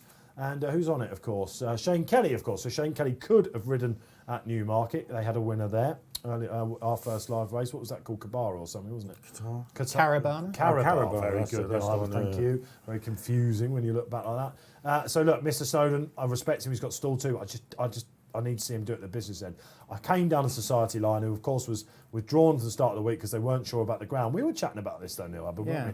It's an interesting one. He didn't have a great draw. He hasn't got a great draw here, it should be said. Why put out a heavy ground winner at the start of the week on unsuitable ground? Yeah, so he actually hosed up on heavy ground, didn't he, last year? And he was a non-runner. He was meant to run in that Torres Strike race, I think. Yeah, was it like 18 or something? When like he was that? favourite. And the reason given was unsuitable ground. He had a poor draw, didn't he? Yeah, so you've got to assume then that having won on heavy ground and he was a non-runner midweek when it was quick ground, that he doesn't want quick ground is a natural assumption to make, putting two and two together. But then It he was rocks up easier here. ground kills, they won it on the Wednesday. Yeah, I mean, I never met. You can't make assumptions based on what it says in the form book, unfortunately, because we actually, ground descriptions can be incredibly inaccurate. You're someone that believes a lot in the going stick, aren't Well, I believe it gives you a better idea of what it's going to be like in relation to previous meetings. Yes. Rather than what they can call it sometimes. I mean, it's not everybody. I think sometimes it can be called perfectly, but other times it's patently not the going that is given.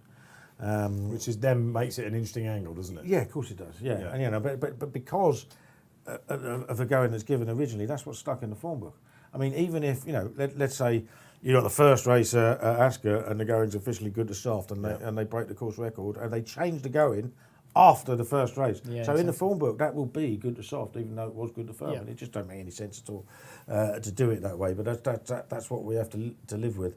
So obviously, we have a time analysis, and we say time-based ground. You can have a look. Whereas we might disagree. But it is interesting that they've pulled out a heavy ground winner because they're saying it's unsuitable ground. Perhaps being on the east side, there were like horses like who came out of the Lennox Stakes, Beat Le Bon, for example. He was one horse that came out because they thought he might ride a little bit dead, for example. Well, Blessing was a non-runner in Bless something him. as well. In the same race, I thought they might actually run Beat Le Bon in the Golden Mile as well because I Last thought year's winner. that would suit it. That would suit it again, but I they was did because he actually did have an thinking entry in there. And they had the second as well. I was actually thinking they might run Escobar again, having ran so well in the Lennox. He could have come out and run in just that shows you Golden with Mile as Escobar, well. who was third in the Lennox. No, in the was it Lennox? He was, Yeah, and wasn't then he? we were saying he could have When he then gets come a out in the strong Golden pace, Mile. there's a for big one example. in him. I know Bruce Millington likes him as well. Okay, King Ragnar. Let's have a word for the second favourite here. David Egan having a good week. Roger Varian. Yeah, I really liked him actually, and he was. I was torn between him and Tom Frey in terms of my selection, but he was. King Ragnar has been well found in the market. I thought he might be a little bit bigger, which is why I've sort of switched allegiance to Tom Frey. But I can certainly see the case for him. He's up in grade and up £5 after winning at Leicester last time. The only horse who's come out and run from that race since was the 5th. He come out and won a maiden. The front 2 were miles clear, and not miles clear, but well clear. And the 3rd had a little gap back as well to the rest. So it looks like a pretty decent race. I think he's got an obvious chance, and the market sort of says so. So yeah, you've got to give him a chance. A very solid horse then. I wasn't sure he was 100% straightforward, to be honest. It was probably why they put the cheek pieces on him last time, and it did make him concentrate a bit more, I suppose. The second time, we'll find out. I'm not sure the form is all that strong. I mean, an interesting one. There's been a little bit of money, I think, for Homespin of Mark Johnson's. Obviously showed no money, but the trainers won this race 3 of the last 5 years. Homespin won at the meeting Vela Kemp last won it year. 2 years ago. Yeah, Vela Kemp won it 2 years ago. Homespin won at this meeting last year. Could massively improve on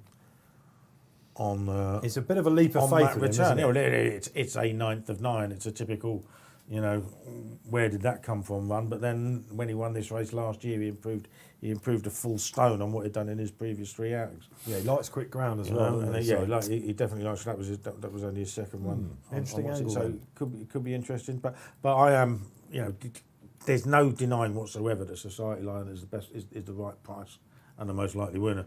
He is too short in my book, and I think with the 3 places each way, Tom Free, who I do really like, who is versatile, has one. I can tell you're liking has one this. good to firm. Is this 2 points in the column? Tries. I didn't put it in the column because it wasn't on the telly, and I'm trying to cut down the amount of tips I put in the paper. I get too excited and then tot up my figures at the end of it, and they don't look so good. So, but listen, let's take the flip side of that. Some tips just just concentrate on 1 or 2 strong ones a day. When we've got a festival like this, you like to have a go. Festival, I as a punter, I like to have a go. I call it the scattergun approach. Sometimes, I'll back a few. Yeah. I've got no problem with that. I enjoy betting at the big meetings. That to me is what it's all about. I mean, these days you'll struggle to get me to put the telly on Monday, Tuesday, Wednesday if there isn't proper racing on. Right. You know what I mean? And I might watch a few videos later, but I'm not going to sit there. Lucky because you don't do your column on those days. Now we know why. Yeah. Well, I did a weekend. I write that on a Monday for Saturday, so I'm already getting stuck into the Saturday stuff. So yeah, it is. Racing snobbery, I suppose you can call it, but I prefer betting on better races than you a snob. I'm not having that. I'm not having that at all. He's not a snob, is he, Paul Kealy? You've got a chance for some more socials potentially. I think we're coming up to our last race though on a momentous week. Let's enjoy it. It's the 410. It's a Qatar handicap 105. Classy 3-year-olds, last couple going in. Do my best to call this if you're on the Fav Society line. Just one winning Fav in the last 10 years.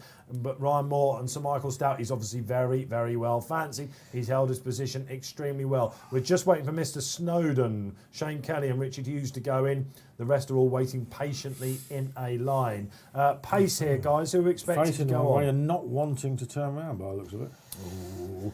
He's going to have to do a stall home spin, maybe? Would he be the pace angle? Home spin up there. You don't even look at the form. Manigordo, isn't it? The Hannon horse, he's been known to go on You with don't even look at the form of Mark Johnson's horses and you think, Mark Johnson's got one in that, I'll make them running. It's just a natural assumption. Of course it is, they just run where they're comfortable, isn't it? Yeah, exactly, yeah. Okay, all right. So listen, Mr. Snowden, he's tossing and turning around, but it's giving you an extra chance if you're not in it to react to the guys. A reminder, I think the Fab might just get over the line here, but both Paul and Neil Hubbard are extremely hopeful of a very strong run. I'll tell you what, lads, this wouldn't be great for each way backers, this, would it? At all. We've already got Cold Front out of an 8-round field. Yeah. That would be 7 runners. And that's the beauty of the exchange. Beauty of the exchange each way market. Still get free places. Okay, so we're happy. You'll have a chunky Wolf 4 out of it, mind you. But boys at myracing.com have napped this, so they've had the 3-timers come in. Great work there, chaps. I'm hoping your nap goes in the stalls for you. What's your feeling on this poll at the moment? When should horses that have been standing still in the stalls, have the right to go? That's enough. I don't think you should. I think they do have a right to say that's enough. But I think I should give them a chance as well. I mean, it's more difficult at the moment because they're only allowed two stall handlers behind, aren't they? They are fantastic, these guys. They are. It's probably why you've seen. He's in. He's in. Lovely. Happy days. The last race here on RP Live, and off we do go. Oh, Corvair has had an absolute shocker of a start. Simon Crisford, a horse that showed much of his best form in the all-weather, and as expected, home spin bang up there. Tomfra's just a little bit keen, guys, just in behind. Society Lion caught wide, Neil Hubbard. Mr. Snowden's got the inside run. Tell us about the market. He's pulling the favourite. Yeah, but still okay in the market. really. King 2.7. Covert, as you say, is out with the washing, so he's gone. Home spin a lot shorter, as you would expect, because he's on the lead. Yeah, Fleeting Prince pulling out the back, as well as Managordo looks quite nicely settled. Corvair being given a chance to catch up. Paul Kealy, who would you like to be on right now? I think the favourite's still going well. He did tug a bit early. I haven't given up on Tom Frey because he has raced Kingly before in the past and still seen his races out well. So he's got a lovely cover now. He's got lovely cover now, but lovely cover at Goodwood tends to be horrible cover in a couple of furlongs time. So let's hope it comes out. Managordo looks like he's catching my eye, guys. Mr. Snowden, will he get out? Come on then, last race here of the week here on RP Live. We're 3 furlongs out. Home spin winding up. King Ragnar not off the bridle. Ryan Moore asking the favourite to go. He produces, but it's a long way out. Mr. Snowden, Shane Kelly's been told to hold on to this as long as possible. He's creeping. Tom Frey's finding a little bit. Managordo, Corvair not out of this either. And Fleeting Prince could possibly say the favourites under the cosh, but he is in front. Ryan Moore absolutely kitchen, sinking it, and it looks like the favourite is going to take the last race. Aye, if you're on the short one. Mr. Snowden second again. King Ragnar third, lads. Tom Frey only fourth. Yeah, Corvair ran a cracker there, really, Typical. Considering the ground he gave away at the start. He was running on really strongly. But Typical, says Kills. Typical. Each way, extra place, finish one place out of it. Happens all the time. Now, for a horse like that to pull as hard as it did, you can see why the confidence was there in the market, can't you? Yeah, absolutely. Yeah. He was. This is probably a pattern performer, guys. Like he was absolutely the right favourite, and he's shown why.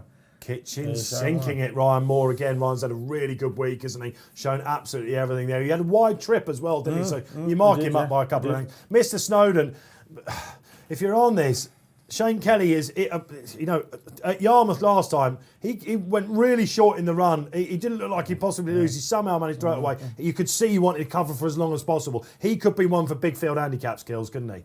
Yeah, he could be. Yeah, he could be. You want to get into a big field and a race where you can find a bit of space in it. Yeah, I mean, we can do a summer gander and just wait for as long as possible. But just make no mistake, the winner's one easy. Neil Hubbard, final race of the week. Then what happened in the market? Yeah, the winner, Society Lion, hit a high of 9 in running, which was pretty big there. Mr. Snowden, 2.94, and King Ragnar, who ran okay, he hit 2-1 in running. But Society Lion hit 9, but he was always going okay, really, wasn't he? Because he was always on the outside, so he was never going to encounter any traffic problems. Yeah, Corvair has run really well, considering he absolutely fell out the boxes. He's been gelded. Sylvester de Souza had to take his time. Yeah, he's one to go into the notebook. He's paid for that mid-race move, hasn't he? I think certainly. Tom Frey just a little bit short of running room. Maybe that expenditure of energy a little bit early on. King Ragnar makes it look like quite a good race as well. But yeah, we've seen one there, haven't we? You now know why he was pulled on Saturday. He's bounced off that fast ground.